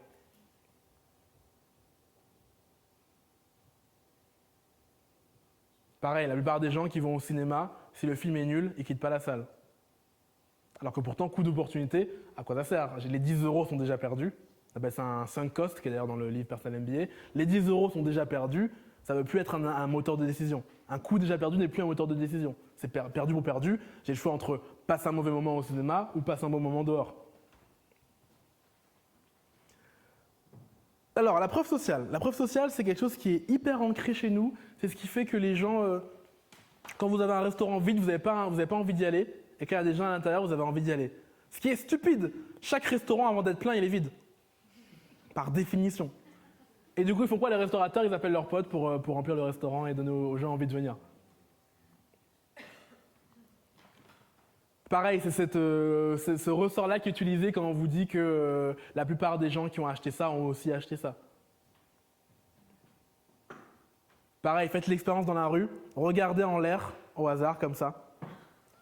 Personne ne fera comme vous. Maintenant, mettez-vous à 4 et faites-le. Et vous allez voir plein de gens s'agglutinent autour de vous et vont regarder en l'air qu'est-ce qui se passe. Pareil, prenez la ligne C du RER, regardez, ça me choque à chaque fois. Clichy-le-Valois, les gens courent pour arriver en haut et vous arrivez, il y a 10 minutes d'attente. Pourquoi vous courez en fait? Les gens courent parce que les gens courent. Preuve sociale. On reste des animaux grégaires. À Clichy-le-Valois, ça m'a marqué. Et c'est un truc qui est tellement puissant, ancré puissamment en nous, que ça peut avoir des effets très presque meurtriers, même meurtriers. Typiquement, vous allez remarquer qu'il y a souvent des articles qui vous disent une telle personne a été agressée dans la rue, ou alors a eu une crise cardiaque dans la rue et personne n'est venu l'aider. Et les gens ont conclu oui, à Paris, les gens sont des connards.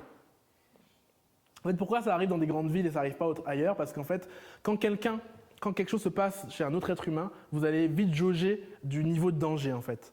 Et tout le monde fait ça en même temps, sans avoir l'air paniqué. Donc tout le monde a l'air calme en fait. Et donc il y a un moment où on se dit, bah, si je panique pas, je panique pas. Faut paniquer ou panique? Non, on panique pas. Donc les gens se jaugent les uns avec les autres. Et ce qui est intéressant, c'est que chaque fois que les gens sont en groupe, quasiment chaque fois, ils interviennent en fait.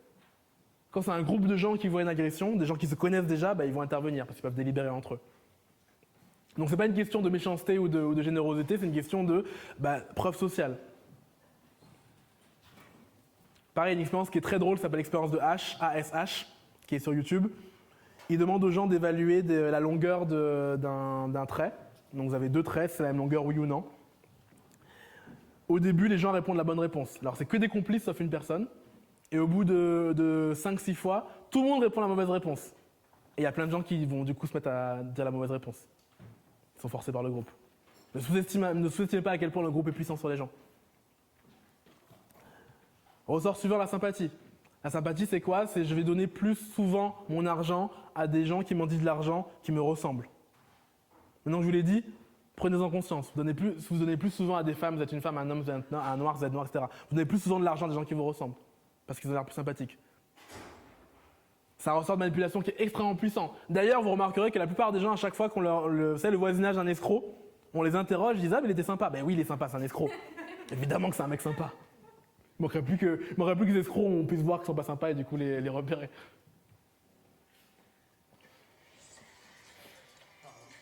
Laurent Brouat, Inhumans. L'autorité. Alors l'autorité qui est un autre ressort qui a été analysé dans l'expérience de Milgram. Quelqu'un a déjà vu cette expérience? Elle est basée sur France 2, sous le nom du jeu de la mort. C'est une expérience où les gens finissent par donner une décharge électrique aux gens juste parce qu'on leur a dit de le faire. Alors, je ne l'ai pas dit pour ne pas m'éterniser, mais tous les ressorts dont on parle ont une raison évolutive, ont une raison biologique. À quoi sert la preuve sociale? Pour que le groupe se coordonne. À quoi sert la réciprocité? Pour que vous puissiez être une société généreuse où les gens ils se donnent un truc et puis ils se le rendent. À quoi sert l'autorité? Ça sert à pareil, que le groupe puisse se diriger. Donc des fois, votre cerveau passe en mode autorité et en mode réception d'autorité. Parce que quelqu'un a une blouse blanche, vous allez écouter, ça m'énerve, je ne supporte pas le médecin. Vous allez chez le médecin et il vous dit des trucs, vous lui dites j'ai vu ce Doctissimo que, Doctissimo c'est de la merde, non, il fait le même diagnostic que toi à la fin. Donc l'autorité, les gens se conforment à l'autorité. Il y a un réflexe qui fait que les gens vont s'y conformer. Et donc faites attention dans des situations comme ça à ne pas reproduire l'autorité. Dernier ressort, c'est la rareté. Quand quelque chose est rare, les gens ont peur d'en manquer. Pareil, c'est une raison évolutive. À une époque, on n'avait pas des McDo partout. Pourquoi les gens deviennent obèses? Parce qu'en fait, ils se jettent sur du sucre, parce qu'avant, le sucre, c'était rare. Pareil, c'est la stratégie qui fait que quand vous avez des collections, des Air Jordan, il y en a que, je sais pas, 1000 dans le monde, les gens se précipitent dessus. Parce que les gens ont peur de manquer. Les anglo-saxons appellent ça the fear of missing out, la FOMO, peur de manquer.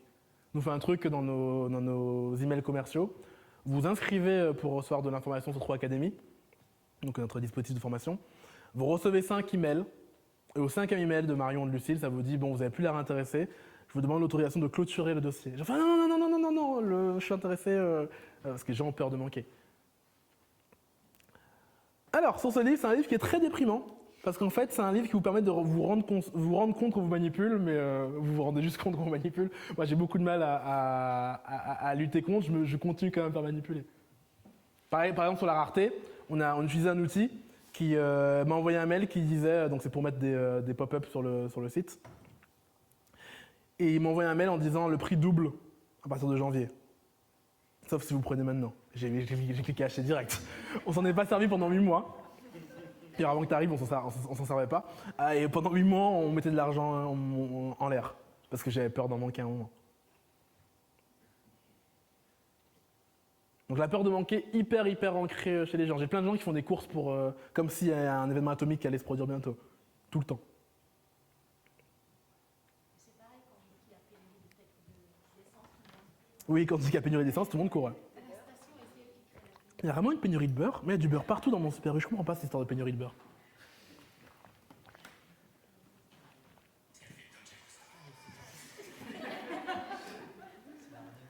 Et je travaille avec lui.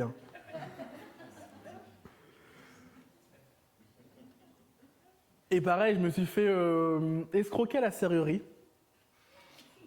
C'est pas marrant, je se fous de ma gueule. Ah, trop bien, tu t'es fait escroquer.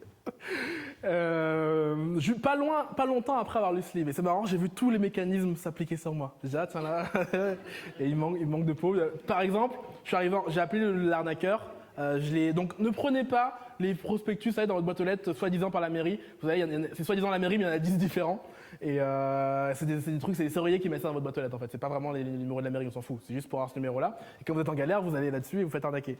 Première erreur que j'ai faite, je l'ai appelé, j'étais chez un ami, et je suis arrivé en retard. Donc quand je suis arrivé, il était déjà là, il m'a engueulé. Ah, mais je suis en retard, et réciprocité.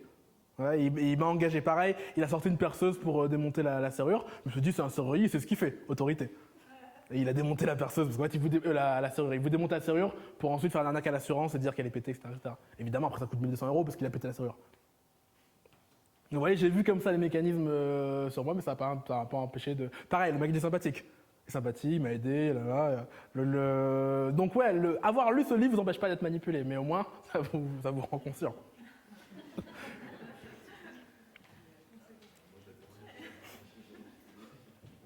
Et ce qui est intéressant, c'est que ça montre aussi que beaucoup de choses sont contre-intuitives.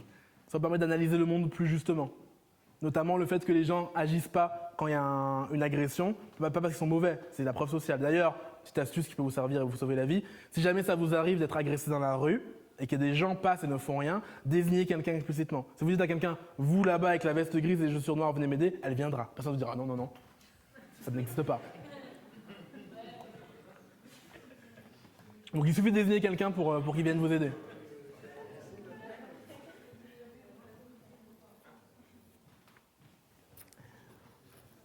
Alors, vous partagez un des moments les plus honteux de ma vie.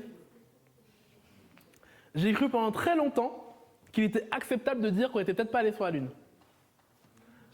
Qu'on n'était peut-être pas allé sur la Lune. Que voilà, peut-être que en fait, c'était une machination et qu'on n'est pas allé sur la Lune, etc.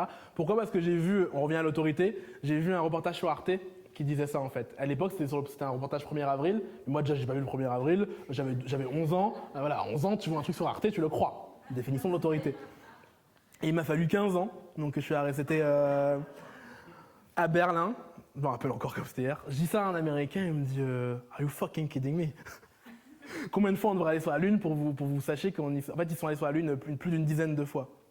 Et ce qui est marrant, c'est que, on va venir au prochain livre, la plupart de ces théories-là vous posent des questions et profitent du fait que vous n'avez pas vérifié. Typiquement, elles vont vous dire comment ça se fait qu'on ne soit allé qu'une seule fois sur la Lune? Ben non, on y allait 10 fois. Tout simplement. Comment ça se fait que le drapeau américain il flotte? Quelqu'un sait pourquoi le drapeau américain il flotte? Il n'y a pas d'air sur la Lune. Pourquoi il flotte le drapeau américain? Parce qu'il flotte pas. En fait, il flotte pas. C'est un drapeau rigide qu'ils ont mis et il flotte pas. Si jamais on fait une vidéo, vous verrez qu'il ne bouge pas. Et donc il pose plein de questions et la réponse c'est juste parce qu'en fait non. Et c'est hyper dur de se défendre de quelqu'un. Vous savez, c'est un peu comme quand on vous dit est-ce que vous avez arrêté de battre votre femme? Si vous répondez oui, vous êtes dans la merde. Si vous répondez non, vous êtes dans la merde. En fait. Il faut refuser le cadre. Des fois, on vous enferme dans un cadre, il faut refuser le cadre. Il faut se défendre du cadre. Là, c'est un de ces cas-là. Et donc, tous les arguments qui sont donnés dans la théorie du complot sur la Lune, eh ben, ils sont démontés. Si jamais on allait sur la Lune, pourquoi on n'est pas capable de voir le module lunaire? Vous savez, là, le vaisseau, pourquoi on ne peut pas le voir? En fait, on le voit. Prends un télescope, tu vas le voir. Enfin, un télescope puissant, mais tu le verras. Donc, et on vous enferme comme ça. Alors, j'en arrive à mon livre du coup, qui est le petit guide, petit cours d'autodéfense intellectuelle.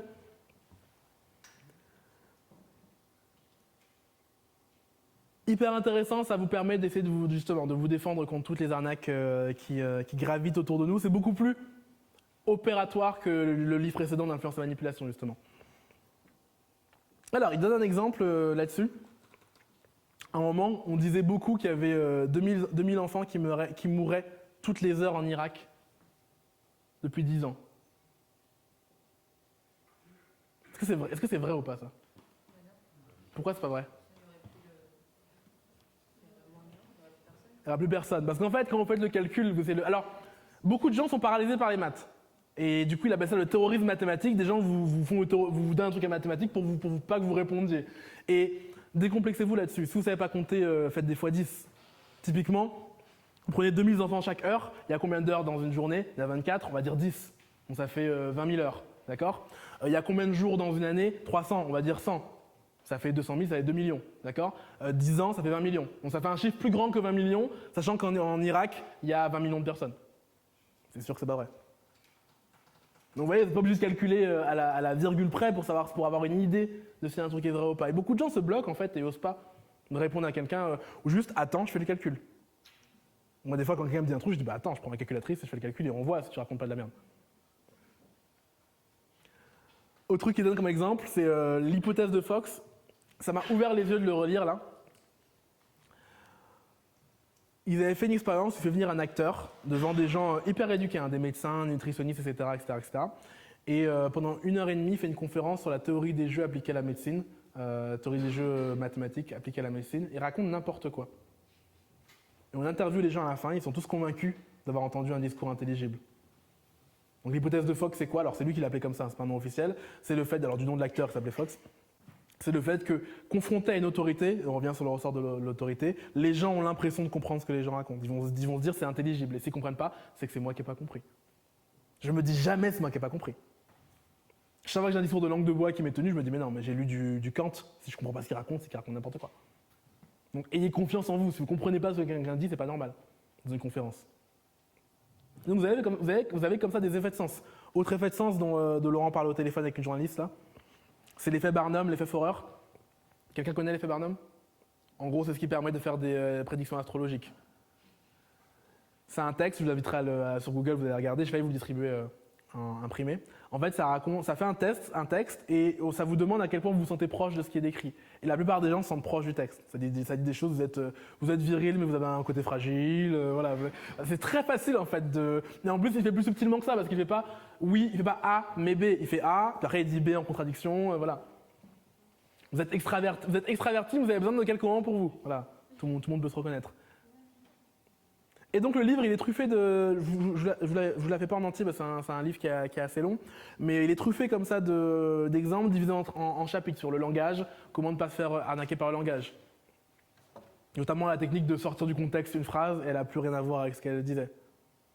Après, il y a un chapitre sur la logique. Typiquement, un des trucs sur lesquels les gens pêchent le plus. Alors il fait la liste des sophismes, vous voyez, tous les techniques qu'on peut faire pour arnaquer quelqu'un. Et il raconte que beaucoup de gens se laissent avoir par le sophisme qui est confondre une cause nécessaire et une cause suffisante. C'est quoi? Quand je vous dis que tous les nuls sont en RH, ça veut pas dire que tous les RH sont nuls. Et souvent les gens se laissent avoir par ce genre d'arnaque. Pareil, la pétition de principe, c'est quoi? C'est quelque chose où je dis A pour prouver A. Exemple très fameux, Descartes. Dieu est parfait, or la perfection est une existence, donc Dieu existe. Ça revient juste à dire Dieu existe parce qu'il existe. Parce que j'ai postulé que l'existence faisait partie de la perfection. Et pareil, ça a l'air bateau dit comme ça, mais je vous assure que développé en plein de langage de bois, on sait savoir facilement. Voilà, il fait la liste comme ça de tous les sophismes. Je vous ai ramené un autre livre qui est l'inverse, qui est le côté obscur, si vous voulez étudier, qui est comment avoir le dernier mot. Donc ça étudie justement du coup tous les sophismes à l'inverse pour l'utiliser vous-même. À ne lire que pour s'en défendre. Je vous promets que je l'ai lu que pour m'en défendre. Et donc l'intérêt de ce livre, c'est que voilà, ça vous permet d'être plus solide face aux différentes escroqueries qui circulent. Je suis pas fan du chapitre sur les mathématiques, dont je vous ai extrait d'ailleurs un point, parce que je trouve que justement, il va trop loin dans l'abstraction et qu'il perd des gens, alors que son but c'est de dire voilà, je vais vous montrer que c'est pas si simple, c'est pas si facile, c'est pas si compliqué que ça. Et en fait, c'est quand même assez compliqué ce qu'il dit. Donc c'est dommage, elle est un peu frustrante cette partie-là. Grosso modo, il doit avoir 5 chapitres, le 1 et le 2 ils sont bien, le 3 il est pas mal, le 4 moins bien et le 5 qui revient, c'est sur les médias, et il est mieux. Et on arrive à ce que je crois être le dernier livre sur la liste. Ouais, c'est le dernier sur la liste. Alors, c'est... Quelqu'un connaît Dave Mustaine? Personne? C'est un musicien qui a monté un groupe de musique qui s'appelle Megadeth, je pense qu'on s'appelle un groupe de musique assez connu dans le métal, au point qu'on les appelle les Big Four. Il y a 4 grands groupes de métal et ils en font partie. Alors, je ne sais pas ce que je dis, parce que je ne connais pas ce... Je répète, je connais, ça va. Tu m'as... Ouais, du trash metal, exactement ce que j'avais lu sur Wikipédia et que j'ai oublié de répéter. Exactement, du trash metal. Et donc il a monté ce groupe qui a vendu plus de 30 millions d'albums, qui a plein de fans partout, qui a plein de fans à travers le monde. Il a vécu de sa musique et pourtant, il a passé sa vie malheureux. Il raconte qu'en fait, il s'est pas remis du fait d'avoir été éjecté de Metallica. En fait, il était dans Metallica, qui est le groupe le plus connu, au point que ici tout le monde connaît le nom de Metallica, mais connaît pas le nom des 3 autres. On connaît Metallica, qui a vendu beaucoup plus de CD. Et en fait, il est resté toute sa vie malheureux parce qu'il se comparait à Metallica. C'est quelqu'un qui gagne des millions, qui a vécu de son art et qui est malheureux parce qu'il a passé sa vie à se comparer à Metallica. A l'inverse, on raconte l'histoire de Pete Best, qui est peut-être plus connu. Quelqu'un connaît Pete Best? Non? C'est le 4e Beatles. Enfin, le Beatles éjecté. Et pareil, il s'est fait éjecter des Beatles juste au moment où les Beatles ont explosé. Et il a passé 10 ans à déprimer. Et à un moment, il s'est dit, ben non, laisse tomber, je vais monter une famille et faire ma vie. En plus, il vit un peu de son art parce qu'il est quand même bon musicien, donc il vivait, il n'a pas des millions, mais il vivait de son art. Et quand vous l'interviewez maintenant, il vous dit, je suis plus heureux que si j'avais été chez les Beatles. Quand vous regardez tous les autres, ils ont des problèmes de drogue, ils ont été assassinés, bref, il y a plein de trucs qui ont mal tourné. Il sent plus heureux parce qu'en fait, il a défini sa valeur de mesure comme étant juste mon bonheur familial, et non pas je veux être comme les Beatles. Ça nous amène du coup à ce livre, qui s'appelle The Subtle Art of Not Giving a Fuck. C'est pareil, je regrette. Alors pareil, je l'ai fini parce que j'avais cette conférence à faire. Et pendant longtemps, j'ai été dans ma bibliothèque sans que j'arrive à le finir. Ça raconte quoi? Derrière le titre un peu marrant, ça commence en vous disant qu'il y a une espèce d'injonction à la positivité qui est extrêmement néfaste. Parce qu'en fait, le désir d'une expérience positive est une expérience négative. Et à l'inverse, le fait d'accepter une expérience négative est une expérience positive. Typiquement, plus vous avez envie d'être riche et plus vous vous sentez pauvre. C'est pour ça qu'on dit toujours d'ailleurs que les gens pauvres sont pas si malheureux que ça. Parce que si vous n'avez pas envie d'être riche, vous ne vous sentirez pas pauvre. Plus vous avez envie d'être beau, plus vous vous sentez moche. Et donc il explique que ça ne sert à rien de vouloir à tout prix courir vers la positivité et qu'il faut accepter en fait à un moment que le négatif fait partie de la vie et qu'on avance avec. Et ça rejoint d'ailleurs ce que je vous disais sur le fait que le bonheur il était stable et que des gens chaque fois disaient ah, si seulement j'avais ci, j'avais ça, en fait non. Vaut mieux accepter ce qui se passe dans votre vie, même quand c'est négatif. Alors j'ai mis beaucoup de temps dans ma vie, je crois que j'ai compris ce proverbe l'année dernière. Mais vraiment comprendre le proverbe, parce qu'on vous le dit et vous dites ouais. Moi je plais à tout le monde en fait. Vous dites toujours ça, inconsciemment. C'est comme vous allez mourir, non, moi je mourrai jamais. Inconsciemment. En fait, évidemment, si vous plaisez à des recruteurs, il y a moyen que vous déplaisez à des RH par exemple. Exemple pris au hasard. Si vous déplaisez à A, il y a moyen que vous déplaisez aux gens qui ont les contre-valeurs de A. Il y a plein de gens qui me détestent. Parce que j'ai un problème avec l'autorité. J'ai frité avec un mec parce qu'il voulait me donner des ordres par SMS. Il m'a dit par mail. Il m'a dit appelle-moi. Non, je t'appelle pas. Pourquoi je t'appellerais? Bref, très con. Je l'avais pour dire que je t'appellerais pas. Et donc forcément, vous ne pouvez pas plaire à tout le monde. Et plus vous allez vouloir plaire à tout le monde, plus vous allez être tiède et moins vous allez plaire à plein de gens. C'est très contre-intuitif en fait. Si Donald Trump peut plaire à la moitié des Américains, c'est qu'on peut le faire. Autre chose qu'il disait qui est fondamentale, c'est qu'en fait, une fois que vous avez un but qui est plus grand que les obstacles, vous arrêtez de vous inventer des problèmes. Il racontait qu'on s'invente souvent des problèmes. Les gens qui n'ont pas de problème s'inventent des problèmes, ce qui fait qu'on a des problèmes de riches, des problèmes d'occidentaux. Et qu'en fait, une fois que vous avez un but qui est bien plus grand, forcément les obstacles vous touchent moins. Il y a de grandes chances que Martin Luther King s'est moins préoccupé de ce qu'il allait porter que nous, aujourd'hui, comme vêtements. Parce que j'ai un but plus grand. Et comme j'ai un but plus grand, ça me porte. Autre point important qui rejoint ce que je vous disais, aller mal est normal. Et l'injonction à vouloir toujours aller bien est une expérience négative en soi. Il faut accepter d'aller mal à des moments. Ça fait partie en fait du deal. On a une vie qui est en montagne russe. Vous allez aller mal. Et le problème du bonheur, c'est qu'on en oublie la valeur de la souffrance. Et c'est marrant parce que je pensais être fou, je disais à tout le monde que moi j'aimais bien souffrir. Personne ne me croyait quand je disais ça. Et du coup, je l'ai lu ce week-end sur ce livre. La souffrance n'est pas une mauvaise chose en soi. D'accord ? La souffrance physique, elle sert à quoi ? À vous éviter de vous détruire. Vous remarquerez d'ailleurs les enfants qui naissent sans douleur, ils sont défigurés, parce qu'ils sont brûlés, etc. La souffrance psychique, c'est la même chose. Elle vous sert à éviter de sortir toujours avec la même personne qui vous rend mal en amour, par exemple. Ça sert à ça, la souffrance, normalement. À vous donner une leçon et à vous diriger vers la bonne chose. Donc la souffrance n'est pas négative en soi, elle montre une voie. Et pareil, vous avez aussi les souffrances des choix de vie que vous prenez, on va y revenir à ça. Autre chose, c'est qu'on cherche souvent à vivre une vie sans problème, mais ça n'existe pas. En fait, le bonheur, il n'est pas dans l'absence de problème, il est dans la résolution des problèmes. C'est pour ça qu'on travaille d'ailleurs. Pourquoi on est des hamsters dans des roues qui continuent en permanence? Parce qu'en fait, on résout des problèmes.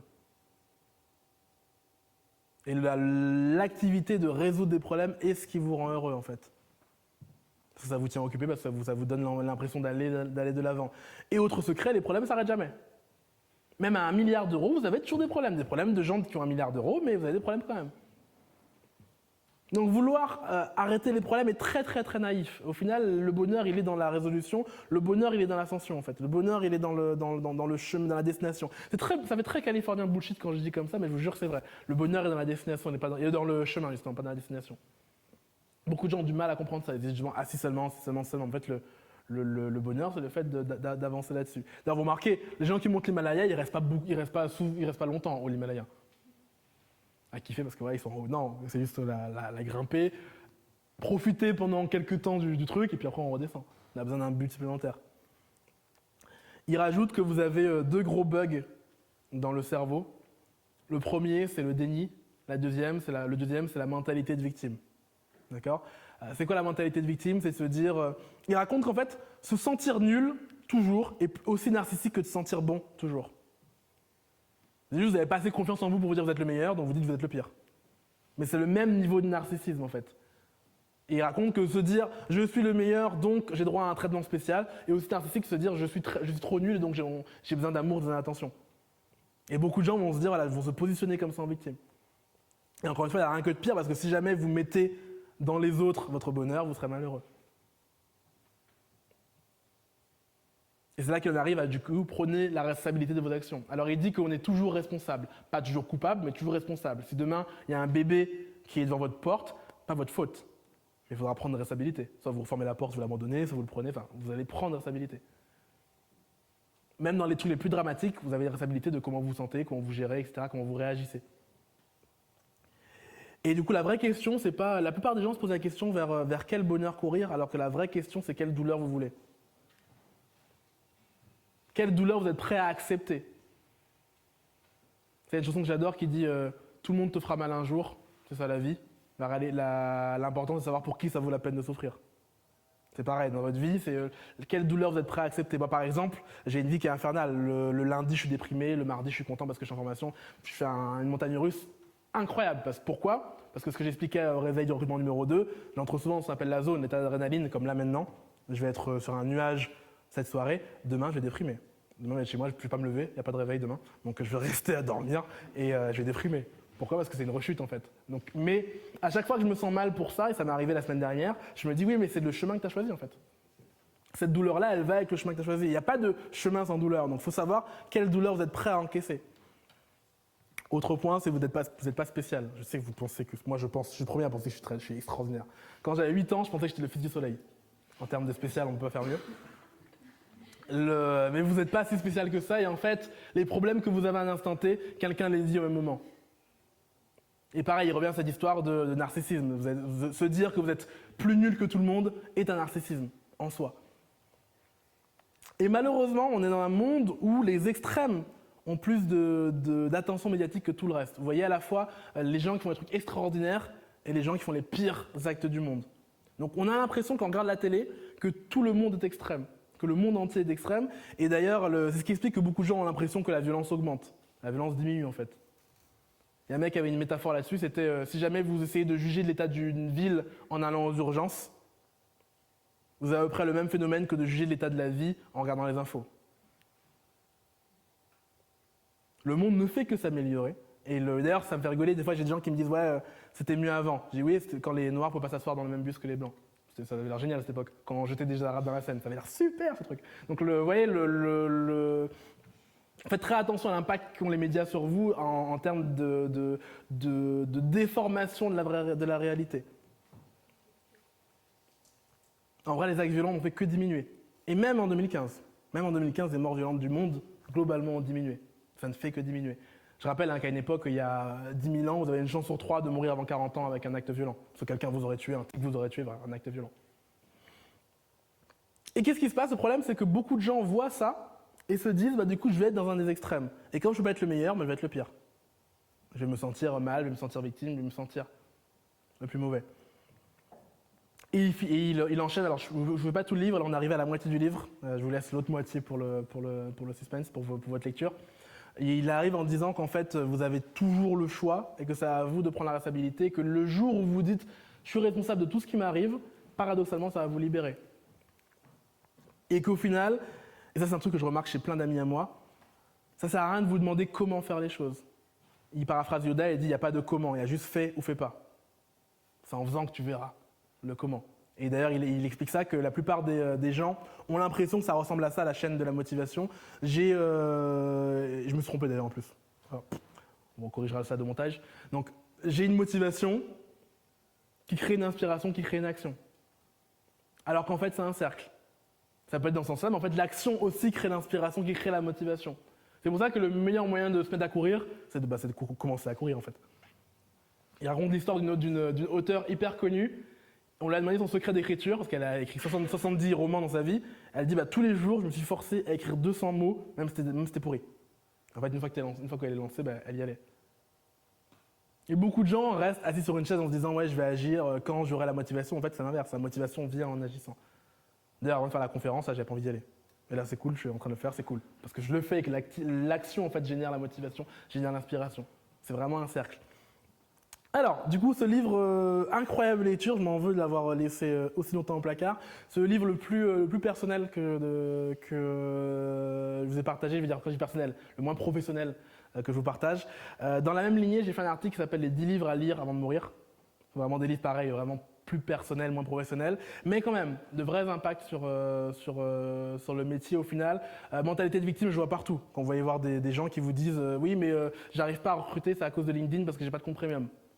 Passer 8 heures avec eux, ils disent on va faire plein de trucs avec le compte gratuit. Bah oui. J'avais jamais même essayé d'aller sur le compte gratuit. Et du coup, ce que je retiens d'avoir été obligé de. Enfin, non, pas obligé, non, j'ai choisi cette vie.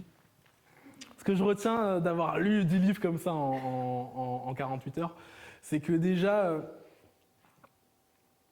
c'est hyper important de les relire, les livres en fait. Je ne me rendais pas compte à quel point, parce que votre manière de les voir va changer, parce que vous avez changé et vous allez avoir d'autres leçons qui vont venir.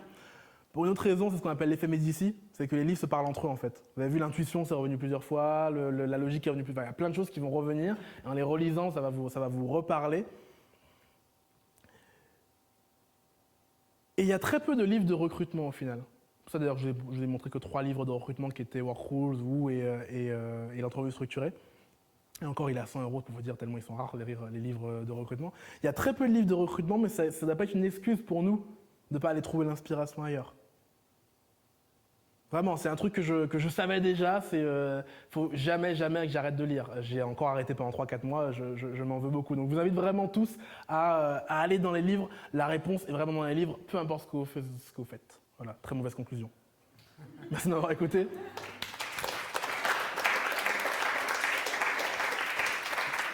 On a un deuxième micro. On a un rétro micro. Je te regarde volontairement en fait. Il est là le micro. Question ? Quelqu'un a un livre qu'il voudrait partager, autre que les livres qu'on a montrés, qui lui a parlé.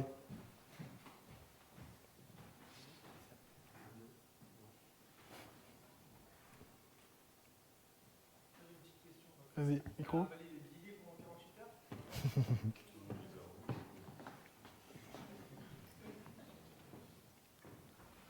Alors la question c'est est-ce que j'ai avalé les 10 livres en 48 heures ?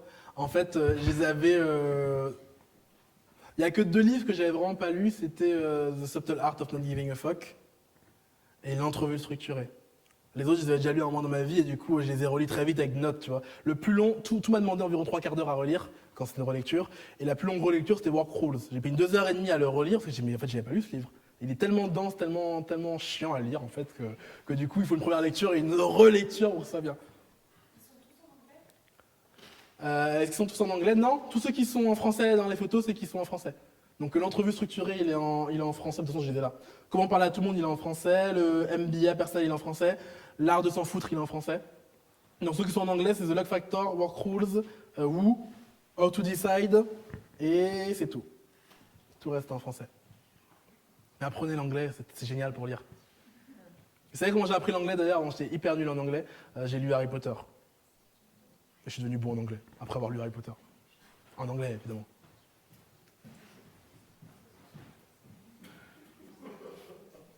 Qu'est-ce qu'il raconte, Mohamed? C'est le fait que tu dises que tu as lu Harry Potter pour apprendre l'anglais. Non, il s'est forcé à lire en anglais pour Harry Potter. C'est pas venu. Mais non, parce que quand il sort, il est en anglais. T'as pas le choix de le lire, si tu veux pas être spoilé. Donc quand t'as moi quand le 6 est sorti, j'étais encore j'étais avant mon bac. Donc j'étais obligé de le lire en anglais si je voulais avoir les infos.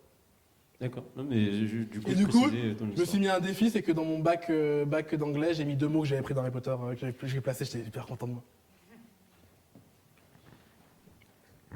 D'autres livres à partager?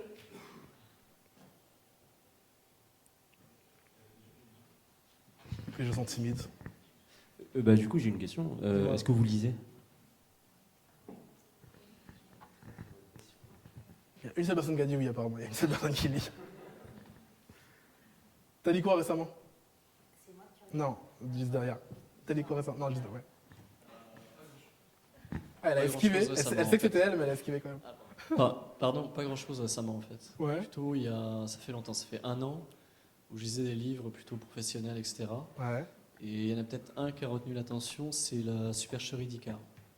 Ah, on m'a déjà parlé de ce livre, mais je sais pas ce qu'il raconte. C'est Ça raconte sur quoi? la zone de confort en fait. Ok. Personnel, comment aller plus loin, etc. C'est bien? Très bien. Très, très Cool. bien. Et devant toi? Pardon Devant toi? T'as lu Devant- quoi devant toi? Pardon. Moi, j'arrive pas à lire des livres pro. Ah, moi c'est l'inverse, j'arrive pas à lire des romans. Ouais, en fait, il faut qu'il y ait une histoire parce que sinon, j'ai du mal. Ou je le fais par devoir et du coup, c'est Ok.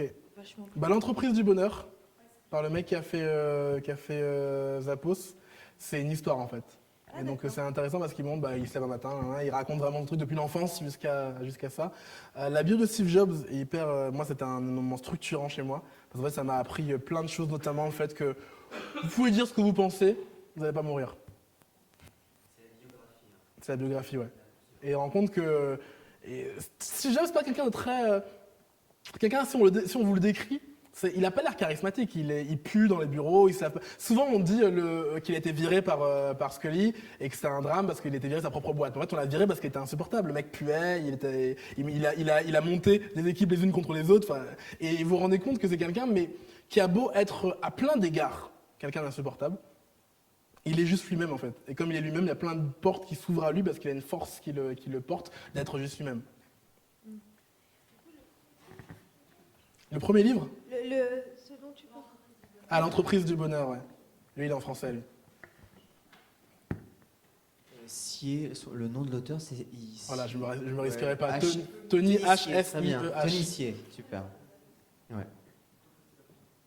Tu veux dire quelque chose? Il y a un bouquin que j'ai juste commencé, c'est On n'a pas tous eu la chance de rater nos études. Ah, j'ai jamais réussi à le finir. Voilà, C'est j'ai un commencé. Mais d'ailleurs, c'est grâce à ce livre-là que j'ai découvert The Luck Factor. Et c'est comme ça que j'ai lâché le livre. J'ai lu ce livre, j'ai dit, mais c'est génial, il y a un livre pour apprendre la chance. J'ai lâché ce livre, j'ai sur Amazon, je l'ai commandé, j'ai plus jamais rouvert le premier. C'est ça, et j'en suis à peu près au stade où T'es il là dit aussi justement lisez tel bouquin, c'est bien et tout. Et là je me suis dit, faudrait que je me remette à lire plein de bouquins. Et du coup, quand j'ai vu qu'il y avait ce truc-là, j'ai fait, mais c'est cool, on Pas la va parler de peine. plein de bouquins. Mais ouais, en gros, pour résumer, c'est un peu en 2 parties. C'est plutôt orienté vers des gens qui veulent se lancer un peu dans l'entrepreneuriat ou des choses comme ça. Et c'est un peu hacker le système, arrêter de penser en fait que on est fait pour être dans une case, dans une boîte, et de se dire qu'en fait on peut apprendre tous les jours, tout le temps, et que ça tient vraiment qu'à nous. Et enfin, pour le moment, c'est intéressant. Oui, c'est pas Après, mal. je sais pas, Il est mais pas mal. c'est plutôt pas mal. Par contre, il est hyper dense. C'est Olivier Roland, hein, c'est Olivier ça Roland, ouais. Ouais, c'est Olivier Roland. Blogueur professionnel.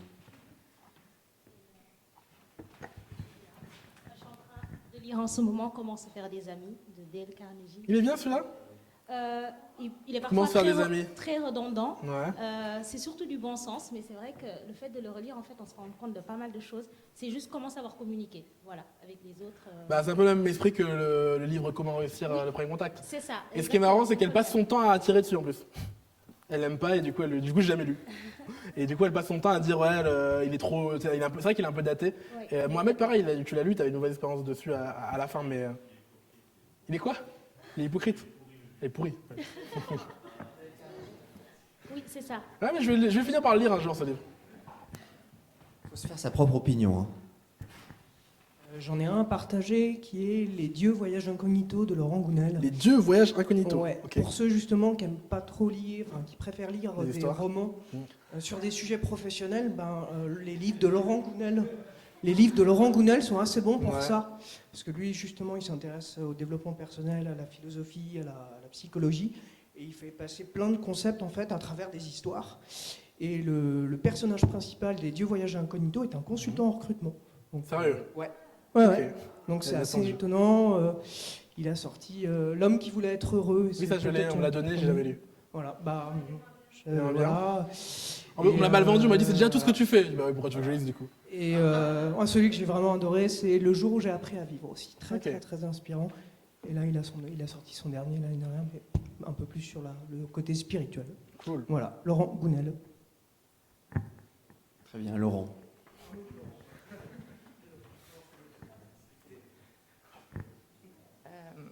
Un des livres que j'ai lu récemment, alors je me rappelle plus d'auteur, j'ai un problème avec les auteurs, ça s'appelle Les 5 langages d'amour.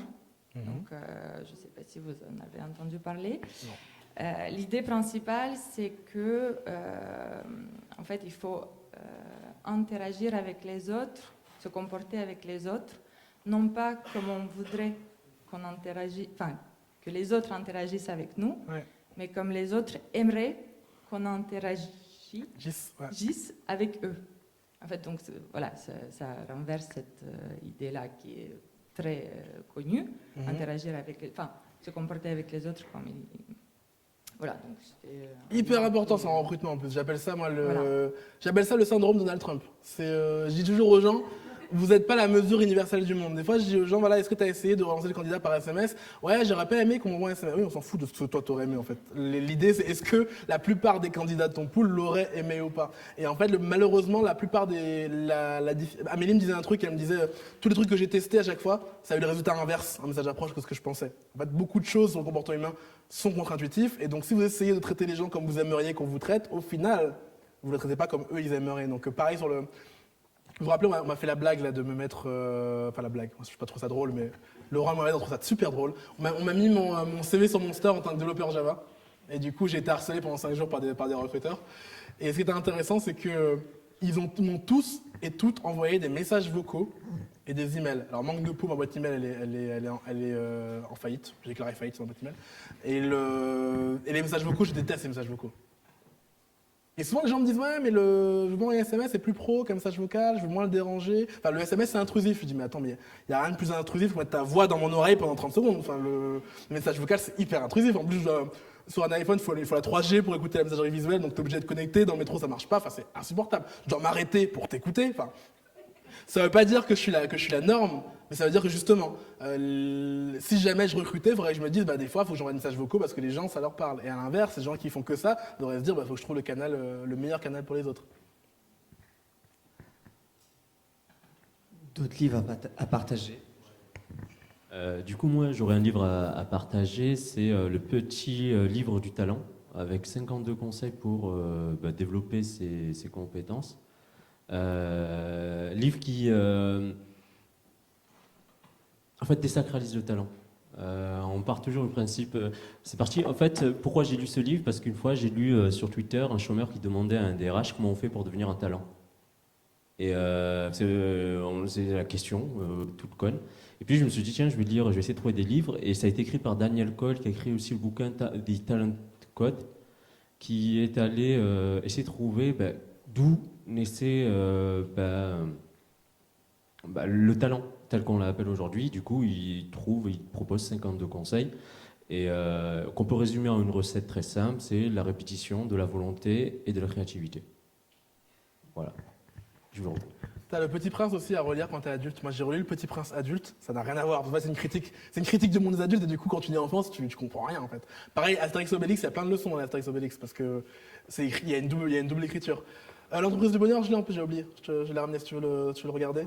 Alors partez pas avec mes livres, les gens me ramènent jamais les livres, donc je les prête plus. Mais regardez-les. D'autres livres alors? Du coup à partager, parce que c'était la thématique. On va faire un club de lecture. Oui, c'est un club de lecture, c'est cool. Ça, en fait, c'est ça qui est génial. Non? Pas forcément sur le livre, mais du coup ça m'amène une question. Est-ce que en plus des livres, est-ce que à votre connaissance, il existe des podcasts qui peuvent être intéressants sur le thème? Très très très bonne question. Je suis devenu très podcast en ce moment. Ouais, moi aussi. Et j'aime penser à faire un podcast, mais quand j'aurai moins la flemme, je le ferai.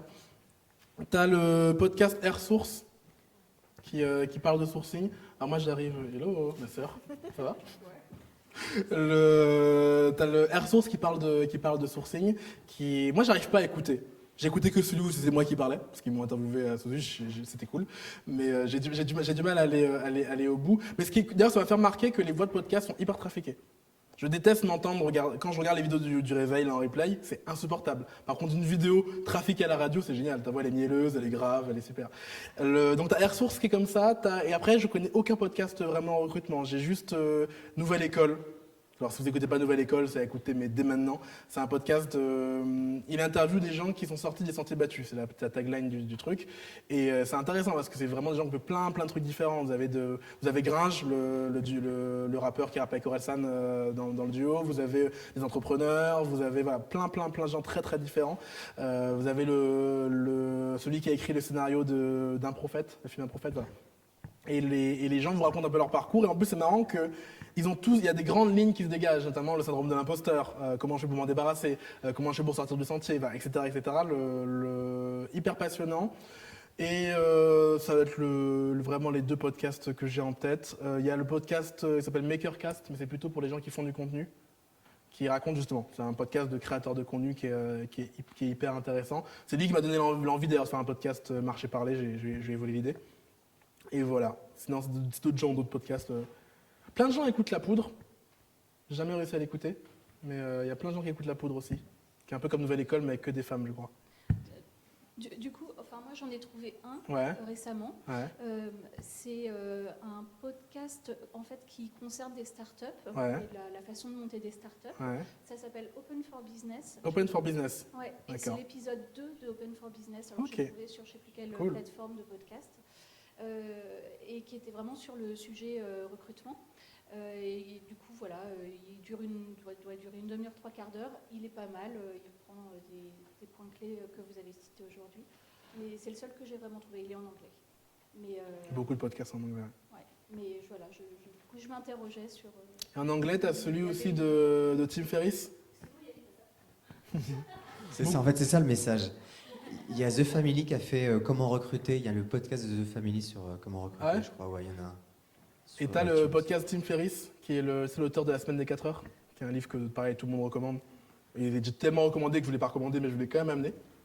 Donc, Semaine des 4 heures, il a un podcast où il interviewe des dirigeants, le mec de Disney, etc. Et un peu comme Nouvelle École, mais en anglais. C'est pas mal aussi. On s'arrête là? On est bon? Pas de dernière question? Super. Bah écoutez, merci d'être venus. D'ici là, lisez des livres et mangez des pommes.